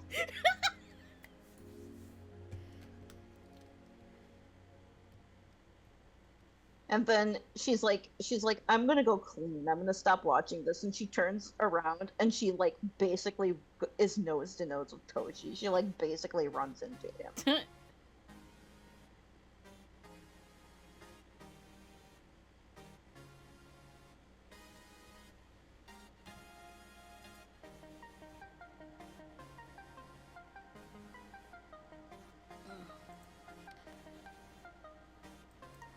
What is the next item? A good question. What's the next item? What is the next item? Hold up. That looks like strawberries in a box. Yes. Oh, it's those white strawberries. Yeah. It's the fucking counter eraser. It's the counter eraser. The fucking counter eraser. Yeah. That he found on the floor. After trying the erasers Nakoka had to get because he knew what counter was gonna do. Nakoka's like, oh my god, I have to fix his bullshit. I love Nakoka. At least this one's easy to color. True. You've never seen two guys go at it like that before, have you? He asked her, his dark violet eyes sliding over to her as he shifted his weight to face her fully. Once more she was struck by the way he made her feel transparent, but after Sarazawa earlier that day and everything she'd faced in the city, it was much less intimidating than she remembered. It was just uncanny, leaving her vaguely unsettled and with the impression that he could guess what she was thinking if she really put his mind to it. Smart, she thought as she looked back at him. He's incredibly smart. You know I didn't come here from a dojo, she answered, tearing her eyes away. I've seen demonstrations from a distance, but nothing like this. The sigh he heaved was long-suffering, and he stepped back into her line of view so that they were eye to eye, pressing his arms over his chest. His black brow furrowed, everything about him reeking of annoyance so profound that she immediately felt herself grow defensive in spite of her better judgment. Then why the hell are you here? He demanded, not waiting for an answer this time. You won't know that you don't know how to use that, he said as he jabbed his chin in the direction of her short sword. I have it for self-defense, she said firmly, refusing to let herself be cowed into submission. Bullshit, he snapped. If you're keeping something for self-defense, you keep a dagger hidden in your sleeve, not carry a samurai's weapon. She opened her mouth to reply, only for the distant voice of Kondo Wasami calling for Hichikata across the courtyard to interrupt her. Just like that, their conversation seemed to have ended, though Hichikata got the last word. We'll finish this later, he said, then turned his attention away from her, entire body relaxing like it had in the presence of Saito just that morning. And then Makoto's like, I can never be alone in a room with this man again because he will eat me alive. And then Kondo sees her and he's like, Meiko-kun, you should come eat with us.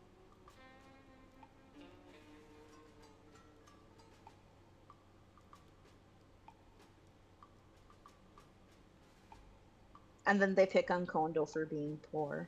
No.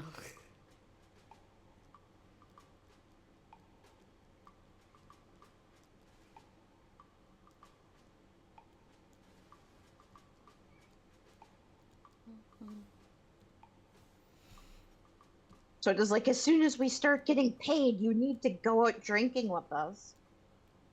That way we can celebrate your first proper fight. Celebrate? She asked in spite of herself, amazed at how optimistic he seemed. Yeah, he nodded vigorously. You just shoulder checked that guy out of nowhere. And at least you tried to draw your sword, Nagakura-san added. I think if we run you through some drills, we can beat the hesitance out of you, which you're gonna need. These are tough streets. And then Soji's like, who cares? We can just kill all of them. Thanks, Soji. Soji, you're so helpful. So helpful. Everything Soji says is helpful. Apparently Sarazawa calls her a bit of a fool.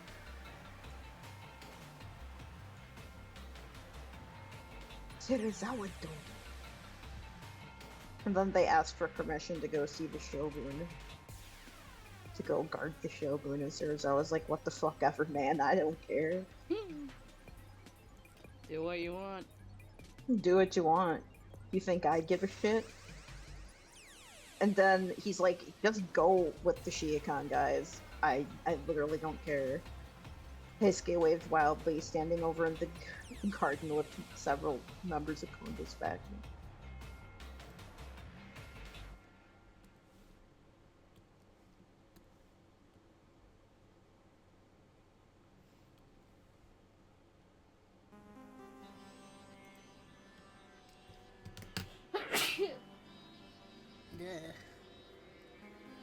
Sano punches him in the shoulder for overwhelming her. What the hell, Sano? You're overwhelming him. Not everyone is as touchy as you, Shinpachi. And then and then Nagakura apologizes because he's like, oh, I probably shouldn't just throw my arms around random people I met 4 days ago. Jesus. And then Makoto's like, I just only have sisters, so this is a bit weird. And then Saito's like, you've needed a gentle hand. Such discretion may one day benefit you. It is nothing to be ashamed of. I love Saito! Oh, Saito. Or you'll drop your sword at the first sign of trouble, said Okita with a toothsome smile. Soji is such a little bastard. Yeah, of course he is. It's Soji. He's Soji. And then Heisuke tells her about Hojo and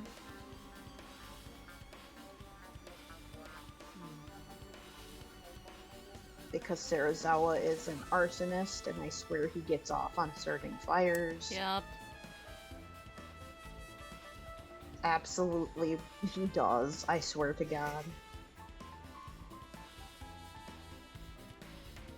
It gives Haruka ammo, though. That's true, it does.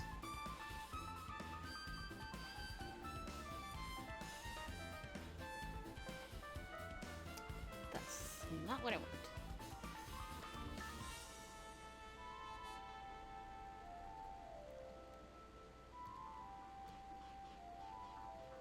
Then Makoto opens her fucking mouth again when Soji's like, Hijikata-chan should have just let me kill him. And then Makoto's like, he didn't because Hijikata-san knows that you need him. And Okita is about to, like, snap back at her when Kondo shows up. God. And she's like, oh no, I fucking poked the tiger. Why do I always feel it? She's impulsive. She does learn not to be, but early on she's very impulsive. I like this. Oh, I'm glad you like it. If we're going to make in time, we should really get going now, Kondo-san.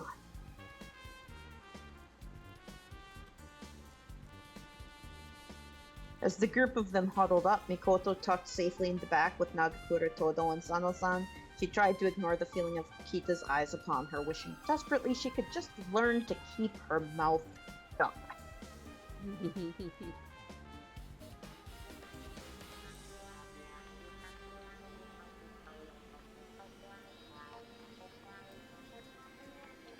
And then they go see the Shogun, and and Kondo is like really excited.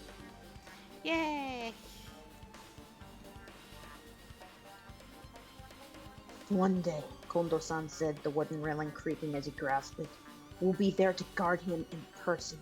There was a general muttering of agreement, every single member of the Shiikan group staring at the procession with a look she couldn't fully appreciate.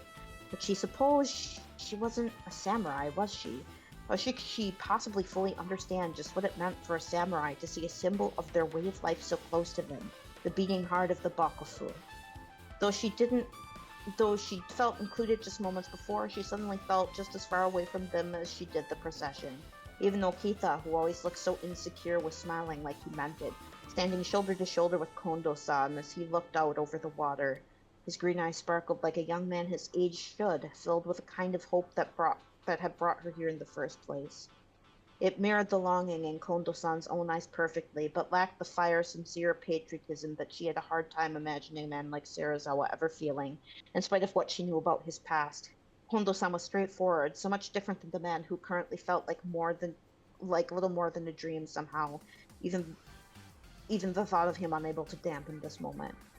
We will, Hijikata agreed, drawing Nakota's attention towards him, and something about him caught her eye, holding it in place even though Kondo-san's face burned like the sun. There was something there, some quiet and powerful thing she couldn't put a name to, though she tried. He was no less sincere than Kondo, but there was a hint of flint and steel in the depths of his violet gaze, enough to remind her of the way he looked the very first day she'd seen him, while he stared Serizawa down without fear of being struck. It was easy for her to imagine him that night at the Hojo-ya, the intensity of the flames casting his face in a mixture of light and shadow as he held Okita back, the same quality that lingered in his eyes now, his face alight with hope for the Roshigumi's future, burned in her mind's eye until it was set alight just like Serizawa's bonfire, a streak of brilliant and unfaltering hatred turning molten in his dark eyes. Terrifying, awe-inspiring. Entirely different from Kondo-sami's bright and warm idealism, his patriotism and his faith in his own beliefs. Not quite opposite of Serizawa Kamo's grim certainty in his own path and his value to the Roshigumi as he forged forward like some hellish beast. It reminded her the most of what she felt when she'd first decided to leave behind her family and her duty to them for the sake of a dream, forsaking the person she should have been, and all just for the chance to still write, to be more than someone's wife and some child's mother, to be more than her father's vessel for his true male heir. It was like swallowing a stone of cold resolve that never fully settled in your stomach, that left you constantly on edge as you looked for your one chance to finally be the person you knew by instinct that you were meant to be from the time you were a child. For Makoto, it was the thing that never died, and the thing that had brought her here, to this bridge as she watched the last of the Shogun's procession disappear into the distance. Even now, it was what stopped her from leaving, even though she had long since realized that her being here could mean her death. It was hard to imagine that someone like Hijikata, poised and so self-certain, could ever feel the same palm-sweating uncertainty that she did. Surely he knew himself just as well as Kondo-san seemed to know himself, and what she was doing right now was just projecting.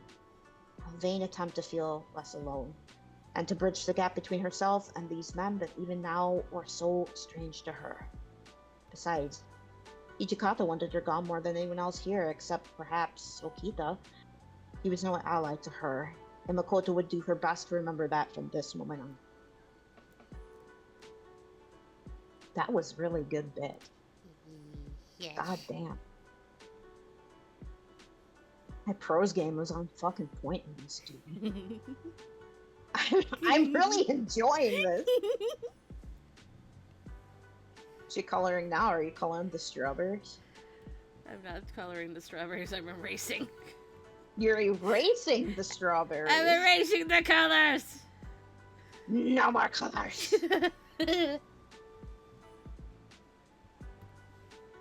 Okay, it was only a few years later she returned from buying Serizawa more sake that Hijikata Toshizo was finally able to get her alone.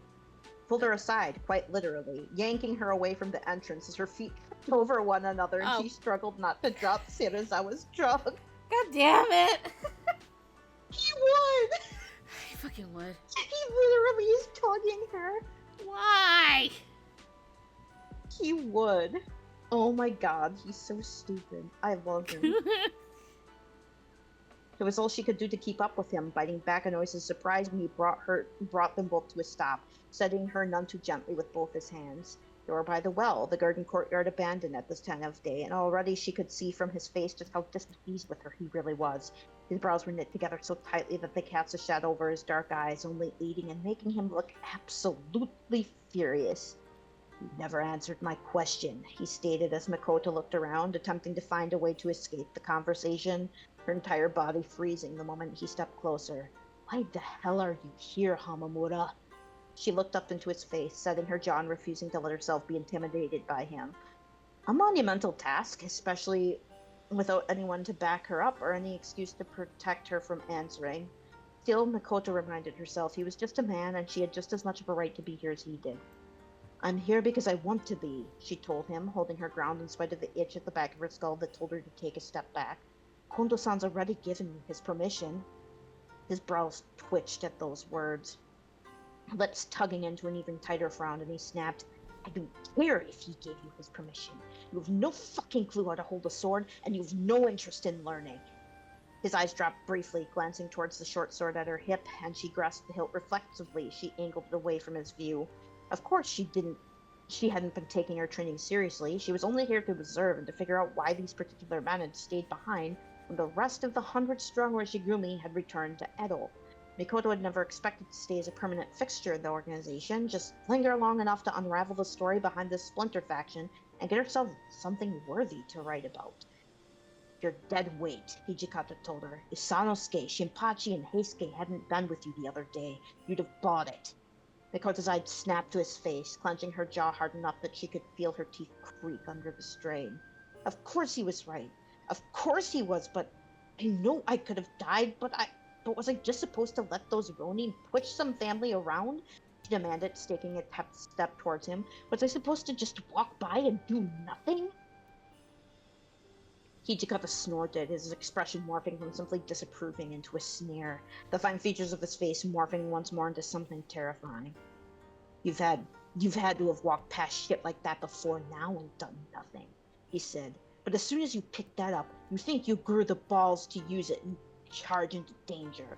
The words were like a lance to her heart, but it wasn't that she hadn't wanted to do something in the past. It was just, as a woman, she was powerless to intervene.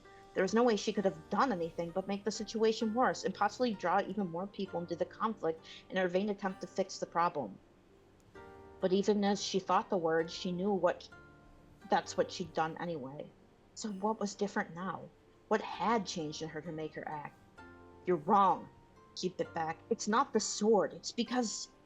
She fumbled for the words, trying to be eloquent in the face of Hijikata's anger. "Being here has made me realize that I shouldn't just sit and let things happen. Is there something wrong with that?" "You don't have the power to do shit," he growled. "Acting without strength to back it up just causes us more problems." He pointed at her, callous tip of his index finger digging into her shoulder. "You're not a samurai, Hamamura. Leave before you get yourself killed." She was filled with the urge to tell him that he wasn't a samurai either, not according to Serizawa, but something inside of her told her not to say the words aloud. And for once, she listened to that voice and swallowed the objection. Instead, she just stared back at him with her chin raised until he finally scoffed at her and spun on his heel.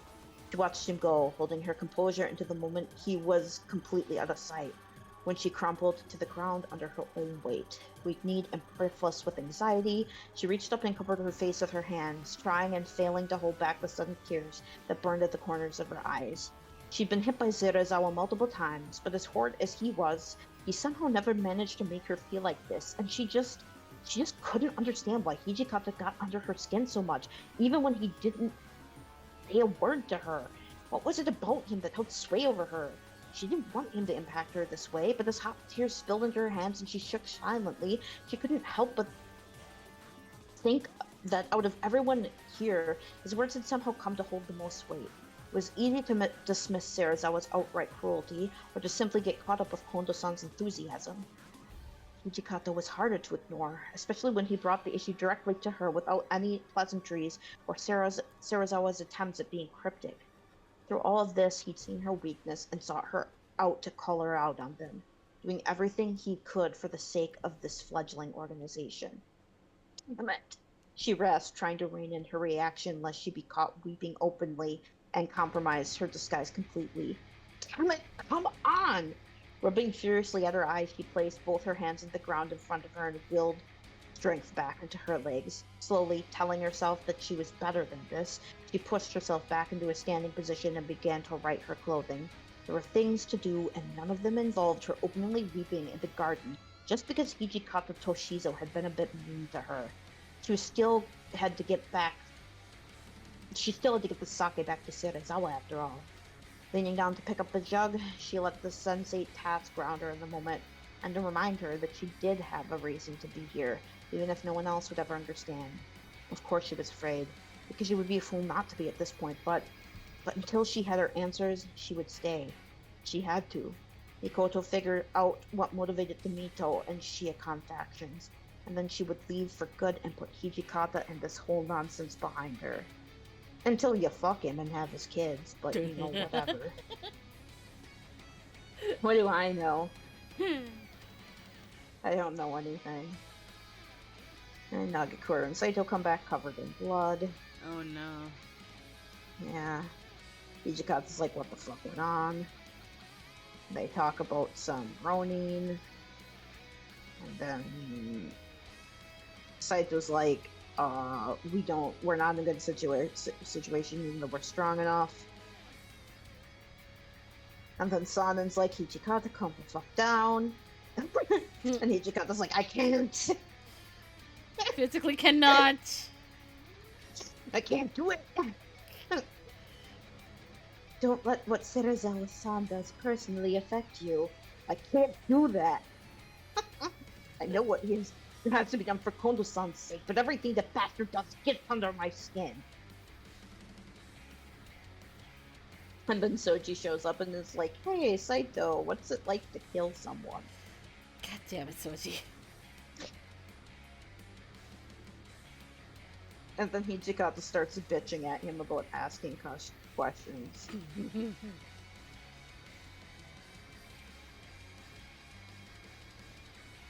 And then Makoto's like, I'm just going to avoid him.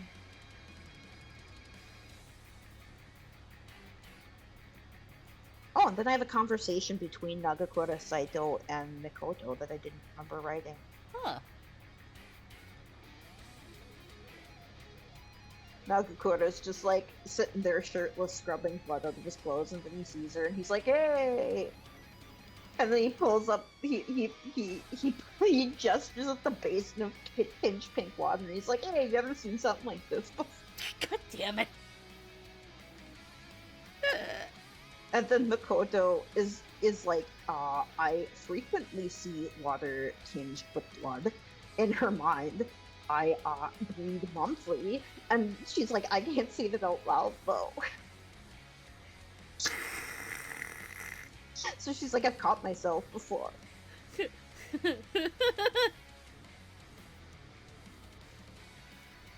She's like, I guess it's different though since it's not your blood.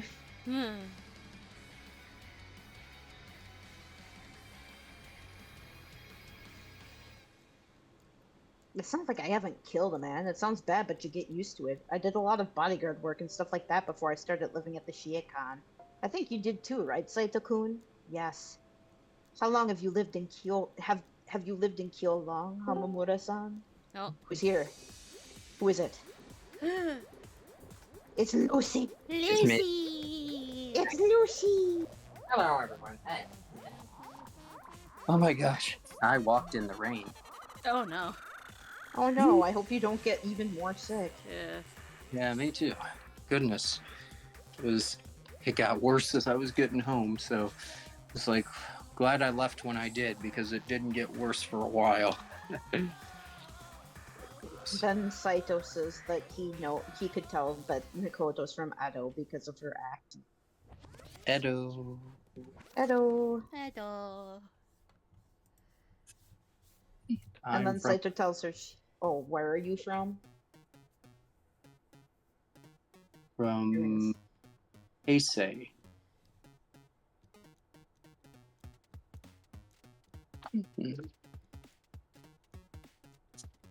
Yeah, that's white strawberries. Yum. Yeah. Ecto beams. Yep, white strawberries.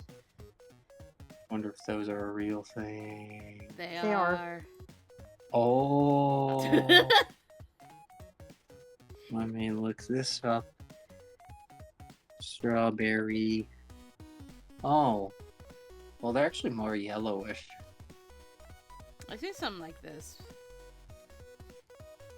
Yeah, I that's. feel doing that.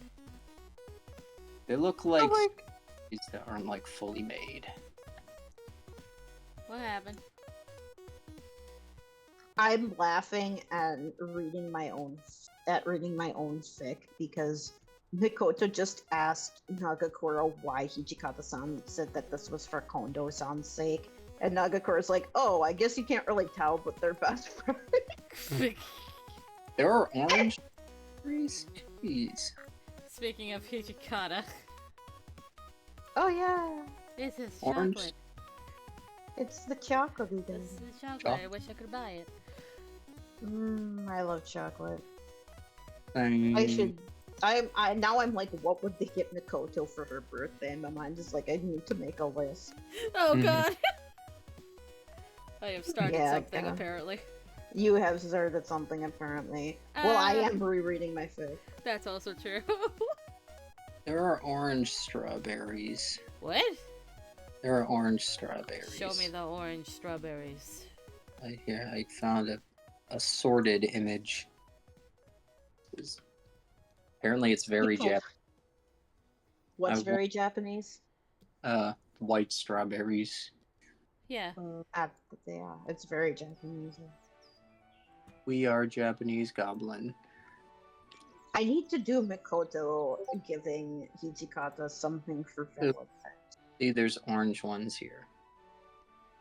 Oh, those are That- cute. Yeah. They are carrots. I don't think that's quite carrot orange. No, that's more towards red. Like I need- salmon. Yeah. Salmon. Need to make a Lily meme where Lily tricks Gumi with one of these saying it's a carrot. Oh god. And she goes, Cartot. Oh, this is not a Cartot. Cartot. Yeah, Gumi always talks with bad grammar in my comics, so I always find funny ways to misspell carrot. What are you doing, baby? Grace is like strikingly playful today. Huh. I just got home and she will not relent. Is that your monkey? Oh, well, you gotta give it to me, baby. Hey, baby, what you doing? More story time? Story time? Makoto is now just. Oh, do you want more story? I'm enjoying this. Okay. Okay. Basically, what just happened is that Nagakura explained to her that Hijikata is doing what he's doing because he cares about Kondo-san, because Kondo-san had a streak of bad luck and he's trying to turn that around for him. And Makoto's like, fuck, his motivation is like as different as mine from mine as it can be. It's like completely selfless. And then she's just sitting there like, how I have to try harder here because how can I do anything less than him? And then she's like, and I have to prove him wrong about me. So she's like, I'm doing this as a spite. What are you doing, baby? And so Sarazawa announces that the Aizu have decided to sponsor them on a trial basis. So they're officially deputized to patrol the city of Kyoto. Yay. And Maybe. then they're gonna go out drinking. Oh, here's You make the Cartot comic. If it loads. I had to dig for it. What are you doing, baby? You playing? She's trying to play. And then Kondo-san says he doesn't drink. And Nimi picks on him for it. What an Okay. iconic scene. Oh god. Wikia is down, I think. Oh. Because of course it is a garbage website.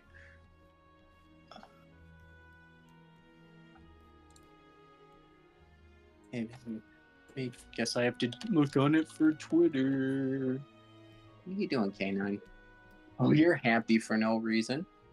You? Oh, here it is. This is the one where she says Kartot.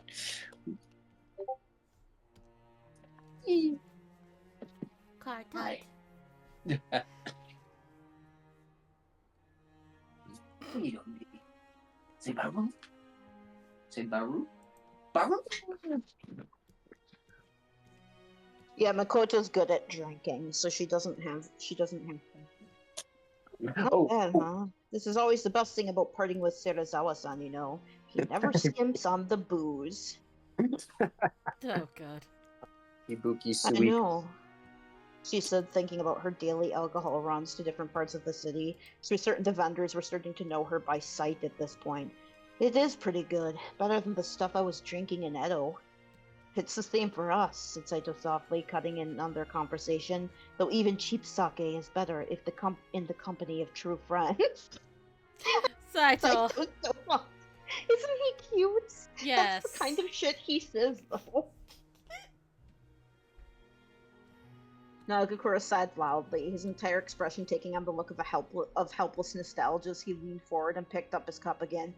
Yeah, the parties at the Shiekon were the best, especially the yearly soccer viewing ones. You really missed out, Mako-kun. She primed herself to respond when, from the head of the room, Serizawa spoke with an amused smile. And then it's the part where Okita's like, where Serizawa's like, why are you staring at me, Okita? There's a room of women here. There's a room full of women here. And Okita's like, I'm going to kill you. And then Serizawa looks at him. Just a kitten bearing his tiny claws. Though I will say, there is a time one of you Shiekon dogs managed to genuinely kill me. He reached up and stroked his sparse facial hair, his gaze growing distant as if he could stare directly into the past. I told you when Hijikata held you back, he stared at me like he knew it was his destiny to end my life. In that moment, I felt his intent clearly. Your threat is a joke in comparison. And then Okita's like, fuck, and he runs away. he gets mad. Oh god. And then Serizawa's like, bring in the dancer. And then, he gets mad and the women don't want to dance for him as much as he wants them to. And so... Man, no. Women don't want to dance as much. Serizawa made to strike the woman, and Mikoto moved before she could even think about it, because she is super impulsive. That is a character trait she has. In a moment, she was standing and pulling the woman behind her, leaving her with no time to brace for the blow that she knew was coming. All she could do was close her eyes, his fist hitting her square in the stomach, so hard that it sent her stumbling backwards into the group of women. They caught her, holding her arms and steadying her as she fell, white pain radiating from her stomach and making it hard to breathe. Gasping for air, vision swimming, she glared at Serizawa from underneath her long lashes, his face blurred through her watering eyes. She was lowered to the ground slowly, gagging, the acrid taste of alcohol and bile filling her mouth as she tried to regain her bearings.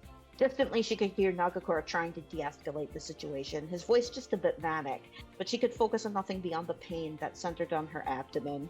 Her entire world had become that throbbing, and the soft hands touching her shoulders, reassuring her that he would be okay, Samurai Han, and thank you, Samurai Han, and it was only by some distant miracle that she managed not to throw up, Mikoto employing all of her will to not make more of a fool of herself than she already had. These were samurai, and she was a samurai's attendant, so she had to be strong, even though it was ultimately others solving the situation yet again. Hijikata was right. She could stop acting if she didn't have the power to do anything productive. Breathe through it, Mako-san. The voice belonged to Nagakura, who helped her back to her feet. You're doing just fine. Makoto stood on unsteady legs, but she couldn't help but resent his words just a little. How could she be doing just fine when she kept making the same mistakes again and again? She could think about it all night, be told by multiple people that she should stop being so impulsive, and she would keep doing the same damn things. Running away to Kyo, dressing as a man to join the Roshigumi, trying to protect that family, and now this. All she could do was respond to the things around her. She had no power to actually change anything, just like she couldn't become a good wife or daughter by wishing. No matter how hard she tried, she couldn't cut out the part of herself that yearned. She couldn't make herself obedient and pliant to the wishes of a man who wanted to stamp out the last thing that made her herself. No matter how many times she recited to herself her grandmother's words that good husbands preferred plain wives, she couldn't make herself small. But it turned out she was no good as a man either, too weak to act on her good intentions. Everything she touched ended in failure in one way or another, but what else could she do but carry on? If she could just finish this essay, then she could at least take pride in continuing to do the only thing she had ever succeeded at. That, at least, was in her truly limited power. Whoa. Whoa. She sounds like she's been through it. She has been through it. She has a really bad family. Oh my goodness. Lucy! Oh, yeah. I burned. Stop burning my chat! No, I was burning this little guy. Wait, why Haruka? Oh, that's Haruka. Poor Haruka. It She says gets Haruka burned. on it. That might have been Heisuke, so I didn't say. Oh my god. Haruka's angry because she's burning. Yes. Uh, I imagine valid. anyone would. Oh, Valid. her kimono has a subtle peony pattern on it. Cool. I didn't know I did that. Eh? Valid. Decided to fetch her. Found this image and it's my favorite thing now.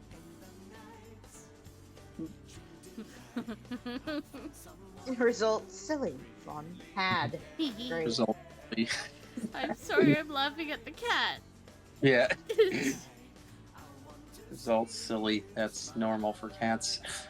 Oh god, Used who to was the have- second card from? Wonder what Nicky what card was was me. that he would risk waking everyone up still in the which didn't include the Mito faction, who are probably going out until the early to drink.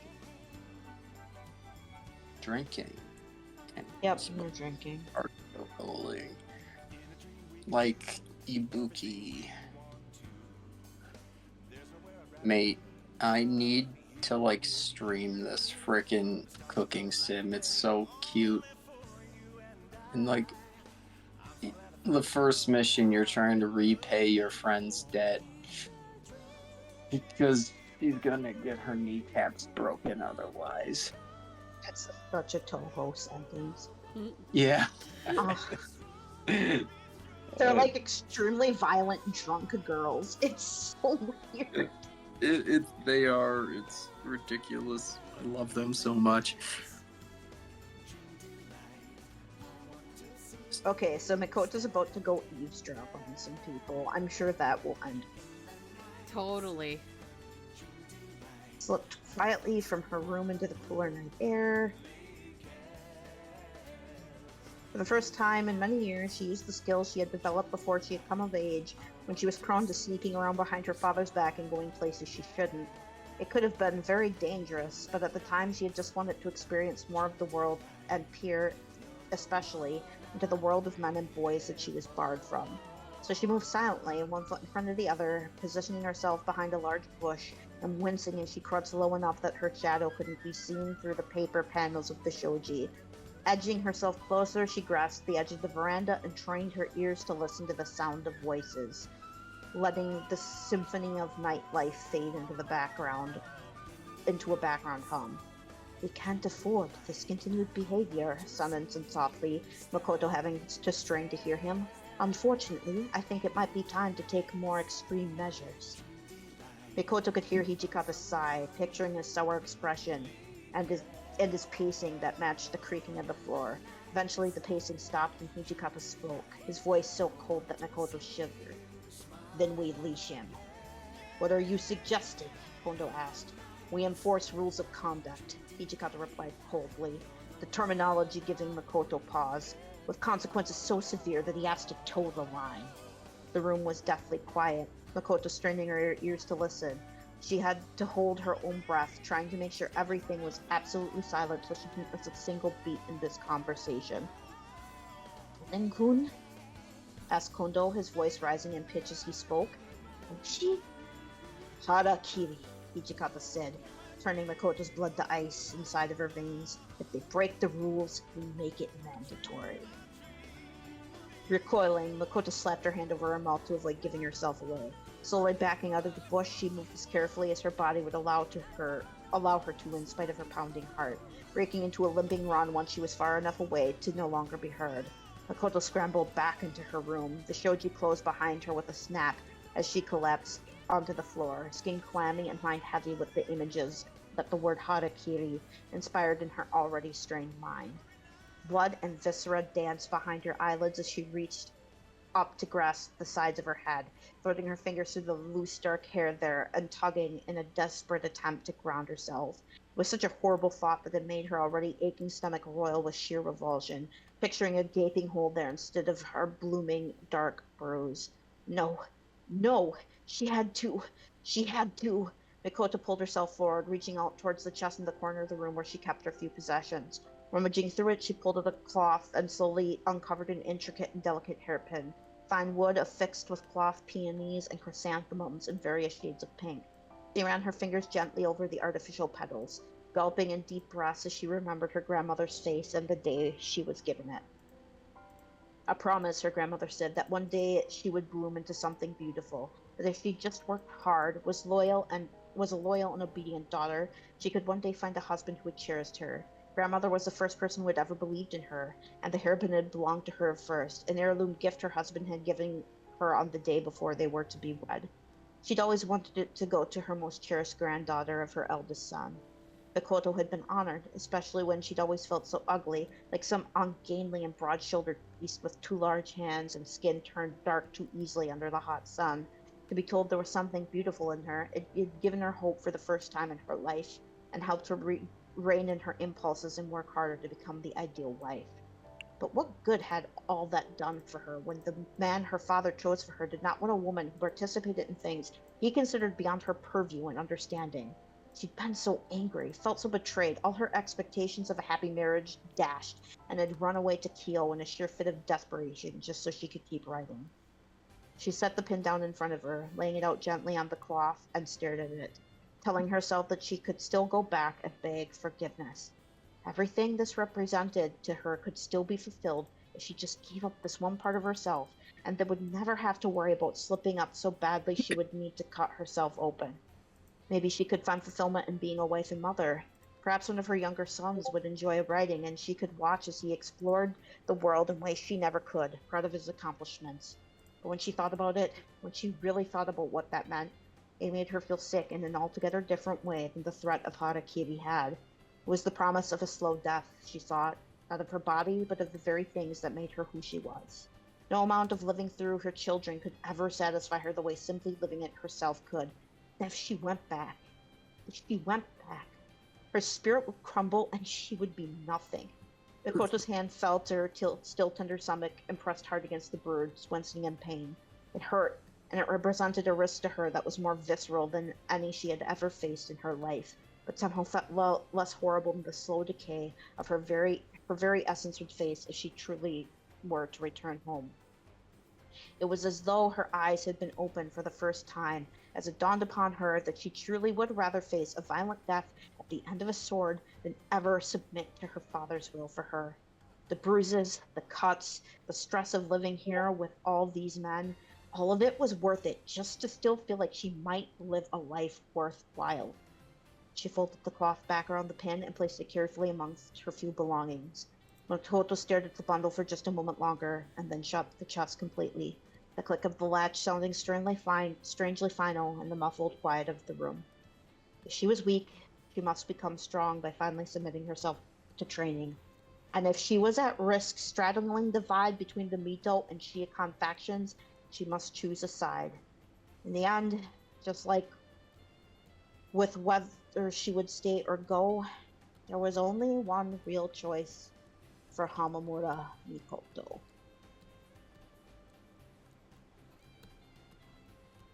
There you go. Yay! I've written a lot of, let's see what I was doing when I was writing stuff. I'm trying to figure out how the fuck to draw the train book.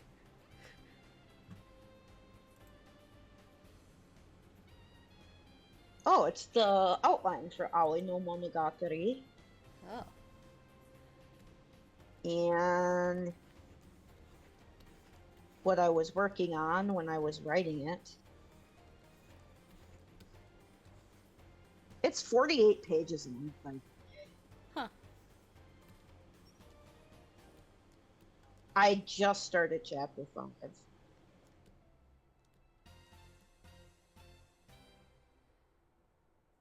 Of course, come in, Hamamura-san, said Sanin pleasantly from inside the room. Ah, Sanin, you bastard, I love you. You beautiful bastard, Sanin. I love you so Yes. much. He's my guy. He's my dude. I've come to love him.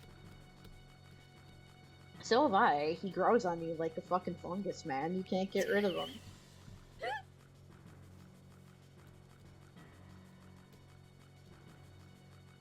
Yamazaki's gonna be so confused by her at first. He's gonna be like, what the Oh, They're gonna get no. along, but at first he's just gonna be like, Shinmar?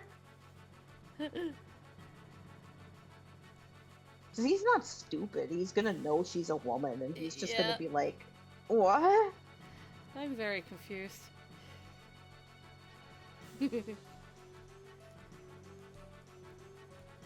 Thank you, Sanan said, pausing as he looked at her. Hamamura-kan, you've been here for some time, but I've yet to see you attend any training session. You do fine with your other duties, but it would benefit you to take training more seriously if you intend to remain here. You're right, Sanan-san. I haven't been diligent in my training because I've been afraid of getting hurt. If getting hurt is inevitable either way, then I will do my utmost to take it seriously from now on. Sanan beamed at her in response, picking up his tea cup and taking a long drink before he finally responded. I'm very glad to hear that. Sanan! Makoto's just like, he's gonna use me to spy on the Muto faction. I fucking know it. I'm not stupid. He has a plan.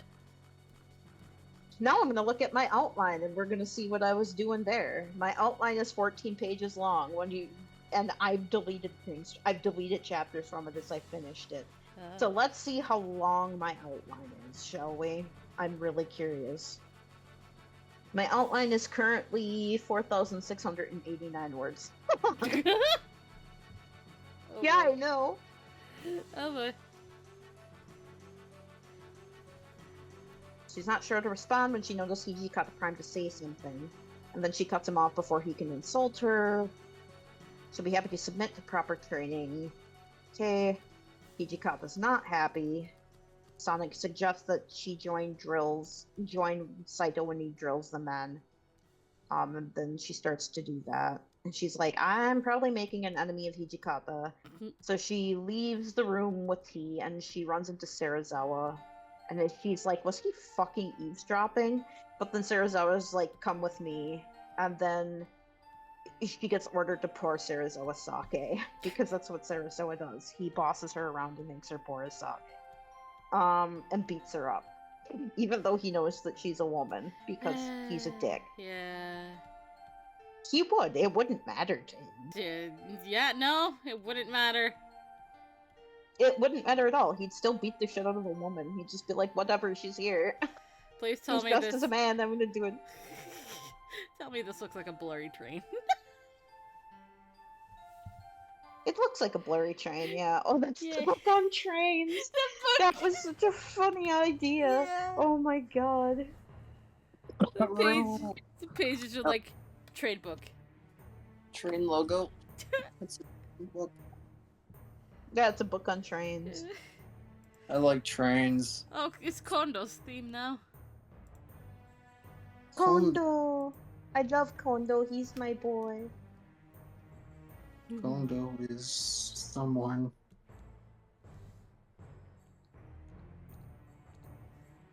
Did badass play tonight? No. She's just interested in protecting her own kind, and she's like, "What does he mean?" And Sarazawa was just like, "Other weaklings were unworthy of their position." Oh god. Other weaklings were unworthy. Oh. And he warns her to choose her allegiances carefully. and decide who she wants to learn from. And Makoto's just like, fuck you. And continues to serve him tea in silence.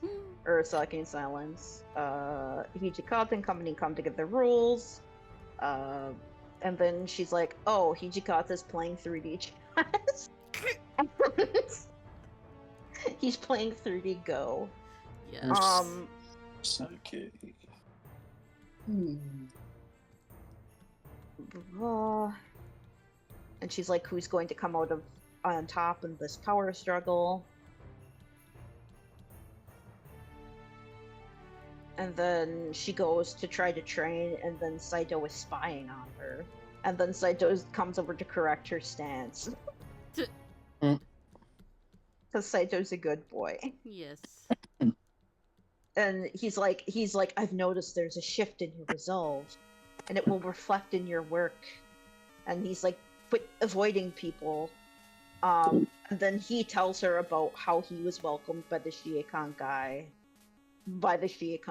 He basically gives his backstory, and then and to like reassure her that she will also be welcomed. And yeah, Saito 100% knows that she's a woman. He just doesn't think it matters at all. He's just like, whatever. It's like the ending to that one black and white movie. Yes, I know what one you're talking about. I have to be honest, I'm a man. Well, nobody's perfect. Oh my gosh. Ugh. Goofy. People are drinking in that fanfic. She goes and she has dinner with the group that night. And everyone's glad to see her, and Heisuke tries to steal her food. Oh god. Story of my life. And she smacks away his hand with the chopsticks, and Nagakora's picking on him, and then steals Heisuke's food. Oh god. No. I love the food stealing, it's cute! But Ibuki has a death wish. Ibuki does have a death wish. Ibuki Why has a would you death go for Saito? I know, he's so stupid. And then she learns that Kondo's was a former farmer. And she finally notices that Toshi and Kondo are actually really close to each other. And then Soji's like, but I want to kill someone, Dad. And then Hijikata's like, no, you have to go home back to Edo. You can't kill anyone. And then Kono runs after him. But unlike Ibuki, Mikoto doesn't go after Soji because she doesn't really like him, so why would she? So Mikoto stays with Hijikata while everyone else is going to look for Soji. And then he just kind of looks at her and then is like, and explains why Kondo and Soji are so attached to each other. But like the Spark Notes version. And he explains why he thinks Soji leaving would be better. Trains. But he knows he'll end up staying. And then she's like, oh, he's harsh on people because he's worried about them. Oh! Yes! And she's like, so the reason he's been a bitch to me is because he actually thinks that I'm going to die, and he's trying to scare me away. So then the next chapter will start with Makoto going to trying to go to serve Serizawa sake. And then when she arrives, Tonochi is there, and he's like, Kondo and Hijikata are low-born bitches. And can I kill them, Serizawa? And Makoto wants to go and warn them, but Serizawa's like, no, here's my grocery list.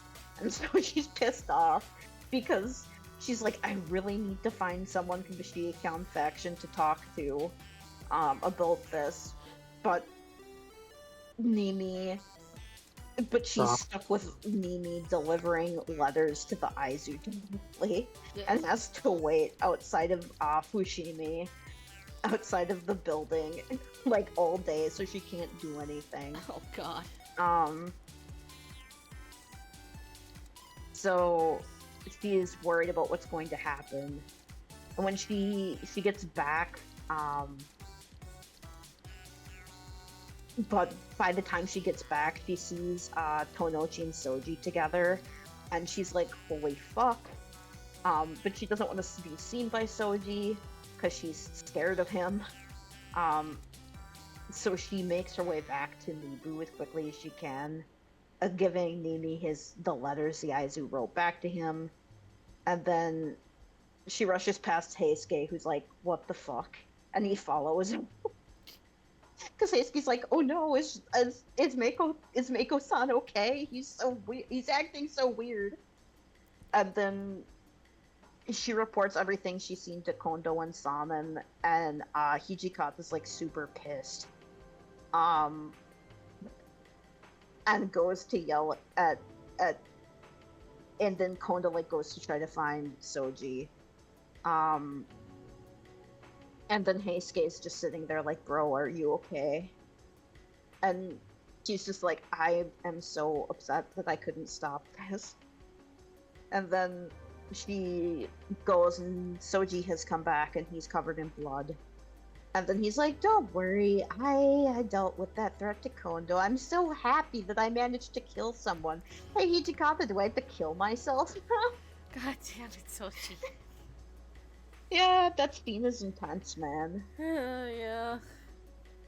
Hijikata's like, "Why would you dying solve this?" And then Saito and Soji like stare off, and then Hijikata storms off, and Makoto and Kondo reflexively follow him. And then he bursts in on Serizawa, and Serizawa's just like, "What the fuck are you doing here?" And so then they argue about Soji killing Tonochi, and then Serizawa drags Makoto into it, and she's like, "You heard he wanted to kill Kondo, actually, right?" And Makoto's like, "Yeah." And then Serizawa's like, "Yeah, buddy, come on, like, he's the only one who's like actually able to deal death blows here, and like you're stupid and stuff." But I mean, you lack the resolve. And Kondo's just like super sad. He's like, "Oh no, Soji's first kill was dishonorable. I'm so sad now." Play Despacito. Jesus. Okay, I didn't expect that. Serizawa asks if she understands why these men are incapable of teaching her how to be samurai and suggests she broaden her horizons. And then Makoto's like, "I can't sleep," so she runs herself through drills. And then the next chapter is in Osaka. Yeah. Osaka. Osaka. Osaka. And she's watching Osaka. And it's the fundraising trip. Oh god, the fundraising trip. Yeah, that one. Kondo and Hijikata arrive to scold him for forcing the moneylender's hand. Serizawa says anyone wealthy nowadays is obviously in bed with the foreigners politically, and that's what he's doing is patriotic by repatriating money that used to be used by Japanese people directly. And Hijikata's like, "Oh my fucking god, your logic is so stupid." And then Nimi's like, "Do you have better ideas?" And Toshi's like, "Fuck you." And then Makoto is like, "I'm gonna try to think of ways to fundraise." But she's having a hard time because everything's stressful in that moment. And then Serizawa's like, "Get the fuck out of my organization, bitch." And then go back to your barley and rice.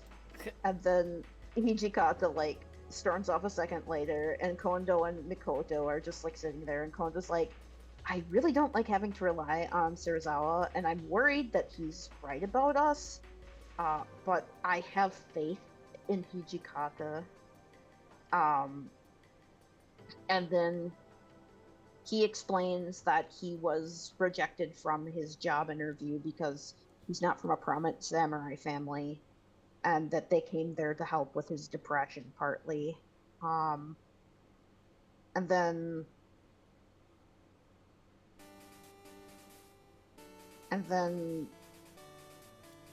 Hijikata is it's the scene on the dock. Um, the one where Ibuki walks up to Hijikata and is like, "Yo, where's the ship?" Hmm. And then there's but it's different with Makoto and Hijikata. He confides in her that everything Sarazawa says pisses him off, and that everything he says rings with the air of truth. He feels convicted by it, and Makoto's like, Ibuki asks about Soji, but Makoto says that she feels the same way about Hijikata, and that the way he speaks to her and what he says gets underneath her skin, but that's because she knows she needs to change. And Hijikata kind of gives her a bemused look and said he intended to scare her away, and he has no idea why she's still here. Usually people like her aren't terribly interested in things that have to do with swords or samurai, which is supposed to be an implication that he knows that she's a woman. He's like, yeah, usually people like you don't give a shit about swords and samurai. And that's supposed to be the clue, that he knows that she's a woman. And then he's like, well, whatever, if you accepted that you could die and you're trying harder, you can stay now, I guess. I guess. And then she's like, what do you intend to do about Sarazawa? And he laughs bitterly, and he says he'll let her know when he's figured it out. No plan. He's like, I don't have a plan. What the fuck? I'll let you know when I know. And then the Baka trio happen upon her while she's training and try to insert herself in what she's doing. Nagakuro's like, hey, your swings are looking better. But are you ready to be hit? And then he's like, come at me, bro. And so Makoto charges at Nagakura, and Nagakura just basically puts her on her ass a whole bunch of times, so she gets used to getting hit and isn't afraid of swords coming at her anymore.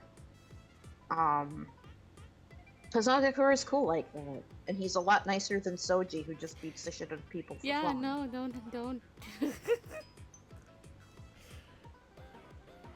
And then there's a meeting, and Hijikata's looking at them all down from the veranda and tells her to get cleaned up. Before joining them, he'll make an excuse to Sarazawa. And Makoto's like, wow, I'm actually, like, understanding these people, and I feel better about myself now. I'm developing self-esteem. So then the next chapter is, hey, Katamori Matsudaira wants to see a demonstration of her skill. And Sarazawa and Nimi are like, you. And Konda's like, we'll just do it. Us, the Shiakan guys. And then the matches get set up. And then it's about Makoto watching. And she finds out about Wake Tail Tip. Knocking him so hard that he lands face first on the ground and gets a black eye. Oh god, yeah, Heisuke. poor Heisuke.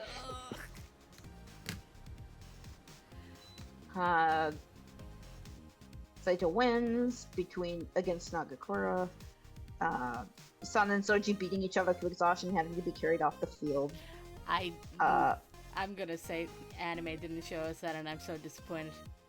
I am, but I'm going to write it because I love that so much. Yes. Because that's what actually happened. Oh shit. And then Saito mentions that Soji's stance has changed since killing a man, and Soji's like, what is it about killing a guy that changes you? And then she realizes that there will probably be a day in the future where she has to kill someone. So she'll probably figure it out one day, and she's not really sure how to feel about it. And the Shiakan guys all go out to party because of the Aizu approval. Yeah. And Makoto is mocked for not drinking much. And then she gets annoyed and shows Nagakura that she's more than capable of drinking. And she's drunk, so she joins in with the Baka trio, mocking Nini for making fun of Konda's inability to drink. And then Nagakura proposes a toast to her getting her shit together and taking her training serious. And Makoto's like, wow, it's like really easy to be with these guys. I'm surprised I'm fitting in. And then he looks at the woman serving them and she's like, God, in a different lifetime that could be me.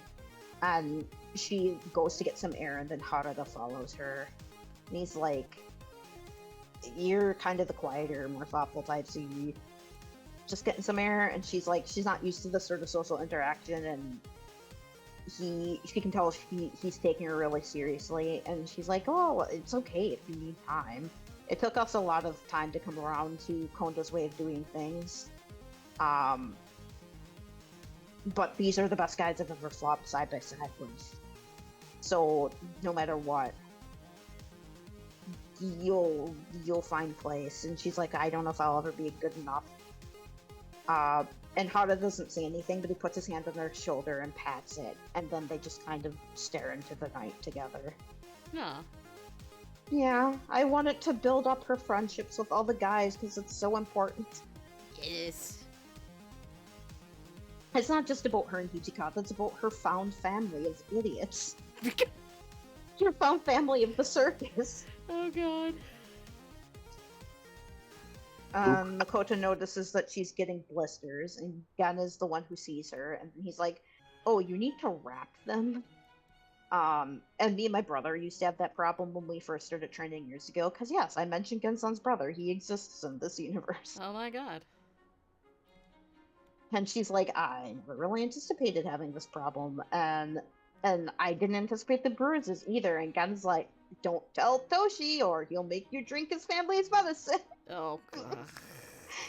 And Makoto's confused, and Genson explains that Hijikata used to be a medicine peddler. And Makoto's like, I can't imagine him sales pitching medicine to people. And so then Gen explains that he pitched it to people by beating the shit out of them and then trying to sell them the medicine. Jesus Christ. And she's like, did he always like pitching fights? And then Hijikata was eavesdropping on the conversation, says he only ever picks fights for a good reason, which is a lesson she should learn if she doesn't want to get knocked on her ass. But she notices the way he says it is different than when he was threatening her to leave, and she's like, oh, I think he's picking on me because he might like me. And then he tells, and yeah, he's like, maybe, she's like, maybe we're friends? Maybe we're starting to be friends? And then he tells him Sarazawa has something when you show them, and the three go off. And then Sarazawa shows them the blues.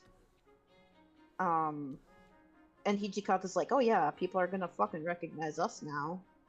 And Sarazawa's like, yeah, our uniforms are an ad campaign. Oh, And Makoto's like, I'm not gonna get one. And then Hijikata hands her one with the tacking thread already cut off. And she understands that he's accepted her as one of the group, and that's his way of showing it. And she's like, holy shit. Hijikata's accepted me as a member of the Rokigumi. And then she sees Kodo Yukimura arrive. Oh goody. The beginning of the next chapter. Oh goody.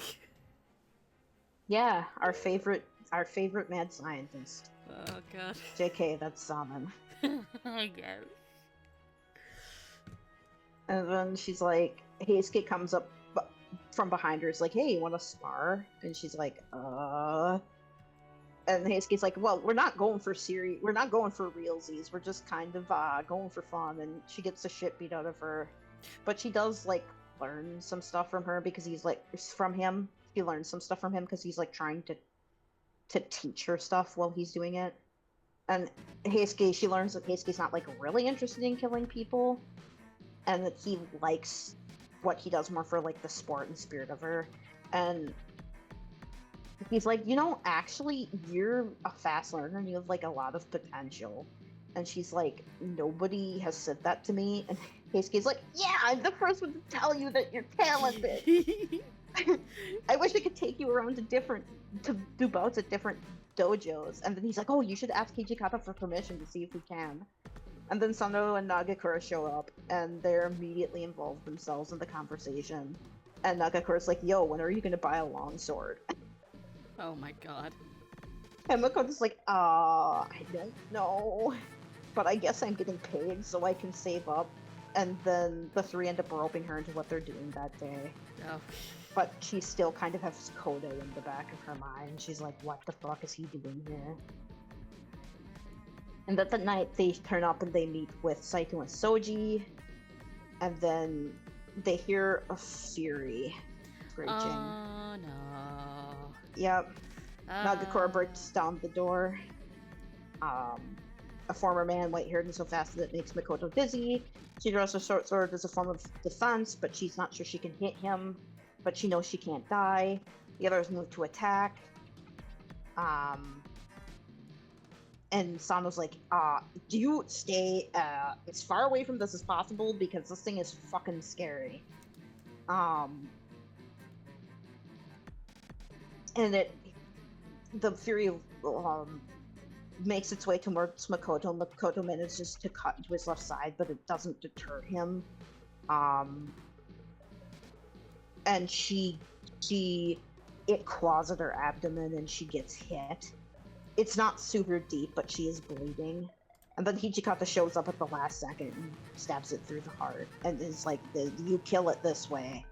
And Makoto's like grasping her stomach and she's like, oh god, what the fuck is gonna happen? And then Hijikata walks over to her and just like throws her arm over his shoulder, and he's like, he barks at everyone else to clean the corpse up and discards of it. And then he just like drags her into his side room, and he's like, strip down your top, like right now, so we can deal with your wounds. And she's like, nope, I can treat myself. And then he's like, oh, for fuck's sake, Hamamura, I know you're a woman. What happened? What was I saying? And then she does what he says, and he moves to clean her stomach wound and then bandages her, and he's annoyed, but she has the impression that it's not at her. He asks if she has a change in clothes, and she says she doesn't, so he makes her stay put, and he brings her back one of his, and he's like, it's gonna be big on you, but it's better than nothing. And she wants to talk to him about how she knows, but he's like, no, not now. We all need to gather together. We can talk about it later. And then Kondo explains about the Ochimizu and shit. And Hijikata's like, human experimentation is stupid. And Sarazawa's like, no, fuck you. Samurai, no, there's no such thing as an unreasonable order. And then Sonen's like, guess what? I'll help Nimi. And Nimi can't be commander anymore. And Hijikata's like, no one talk about this shit. So then Makoto brings Hijikata his tea that night, and Hijikata asks her what the hell she's doing up when she's injured. She should be resting. So now he's reached the point of mother henning her. She's but she wants to. It's who's me. here? Hello. It's Midget. Yeah, so So she asks him how he realized she was a woman, and he says that he knows what women from Edo are like, and he holds up the letter from his sister, and talks about how she still treats him like a kid, tells him not to pick fights with the other soldiers. I love that. And he's like, you're as headstrong as she is, even when you were afraid, you did what you wanted anyway. And the clues just sort of lined up for him to be able to guess. And she asks if anyone else knows, and he's like, Shannen probably knows. Saito and Soji might know, but no one's gonna say anything. You started to pull your weight and get along with the guys, and he's like, why are you here? And it's not a demand this time, he's honestly asking. And so she explains to him that she would rather risk her life here for the chance to do something she thinks is worthwhile than go back to her family or compromise her identity, even though she knows it's probably wrong for a woman to do that. And Hijikata says he doesn't think there's a wrong or right in this situation, but if she is wrong, so is he, because he's just some peasant hick from Tama who can't do anything on his own and has to rely on Sarazawa. And he says he's compromised one of the beliefs he held since coming here, and he's pissed about sacrificing men to the Ochimizu. And he doesn't want for them to be thugs, but that's what's happening. He tells her he needs to change just like he did and really mean it this time, that who he is now is not enough. And Makoto's like, I sincerely believe you're capable of it.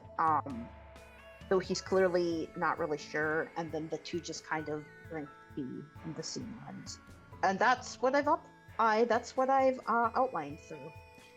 oh, wonderful. Yay. So that completes the story.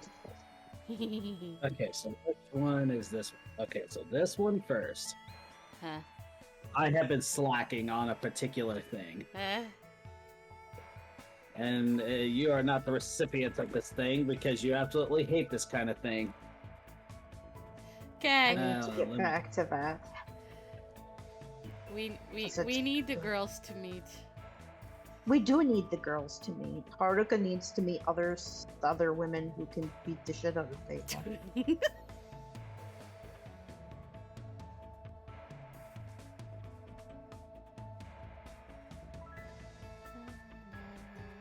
Yeah, I need to get back to writing that. Like, it was actually pretty good. Like, I'm surprised at how good it looked. I enjoy listening to it. Well, I'm glad you enjoyed listening to it.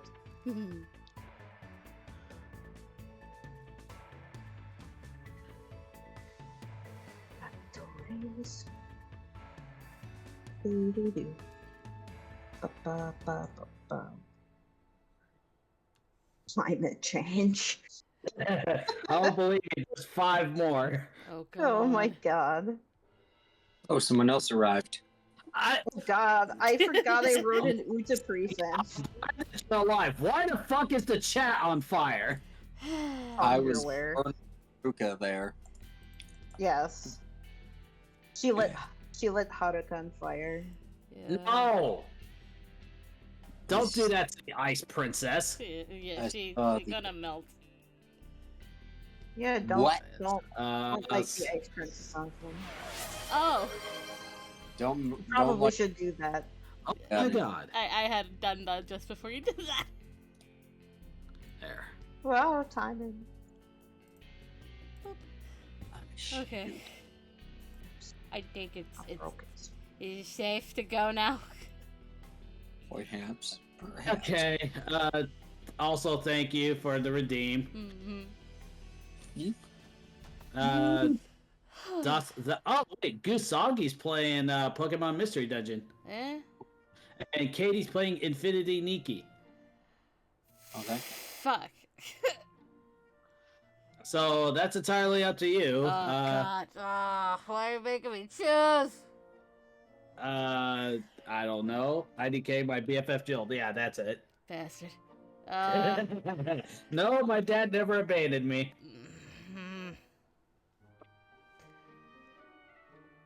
Oh my god, I can't believe I wrote Kondo and Hichikata kissing for a class. So We've come back to that. Yeah. We've gone in a circle today. Gusagi. It's been a long time since we've seen Gusagi. Yeah. Anyway. Tomorrow, we're gonna be going back to Labyrinth. Yeah, we gotta get our shit back. Yeah. I've already experienced it. I'm already at the dungeon. I'm just gonna basically be waiting at this point. And I've already beat the 3rd dungeon in the seasons. Like, this is like my childhood right here. oh god, Oracle of Seasons and Oracle of Ages. Yeah.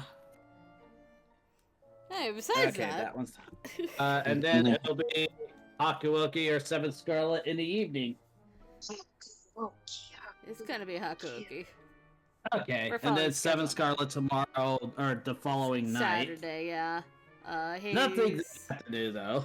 Yeah, Hades is Hey. Sunday afternoon, followed by Pikmin 2. And then back And to then this! On Monday night. Yep, that's it for the That's rest our of the week. weekly schedule, folks. Now, we got that out of the way. Just my non-existent tie. Please drink water. Have a good day or night. Try not to die because you didn't drink water. Let's go. Yay. Delayed.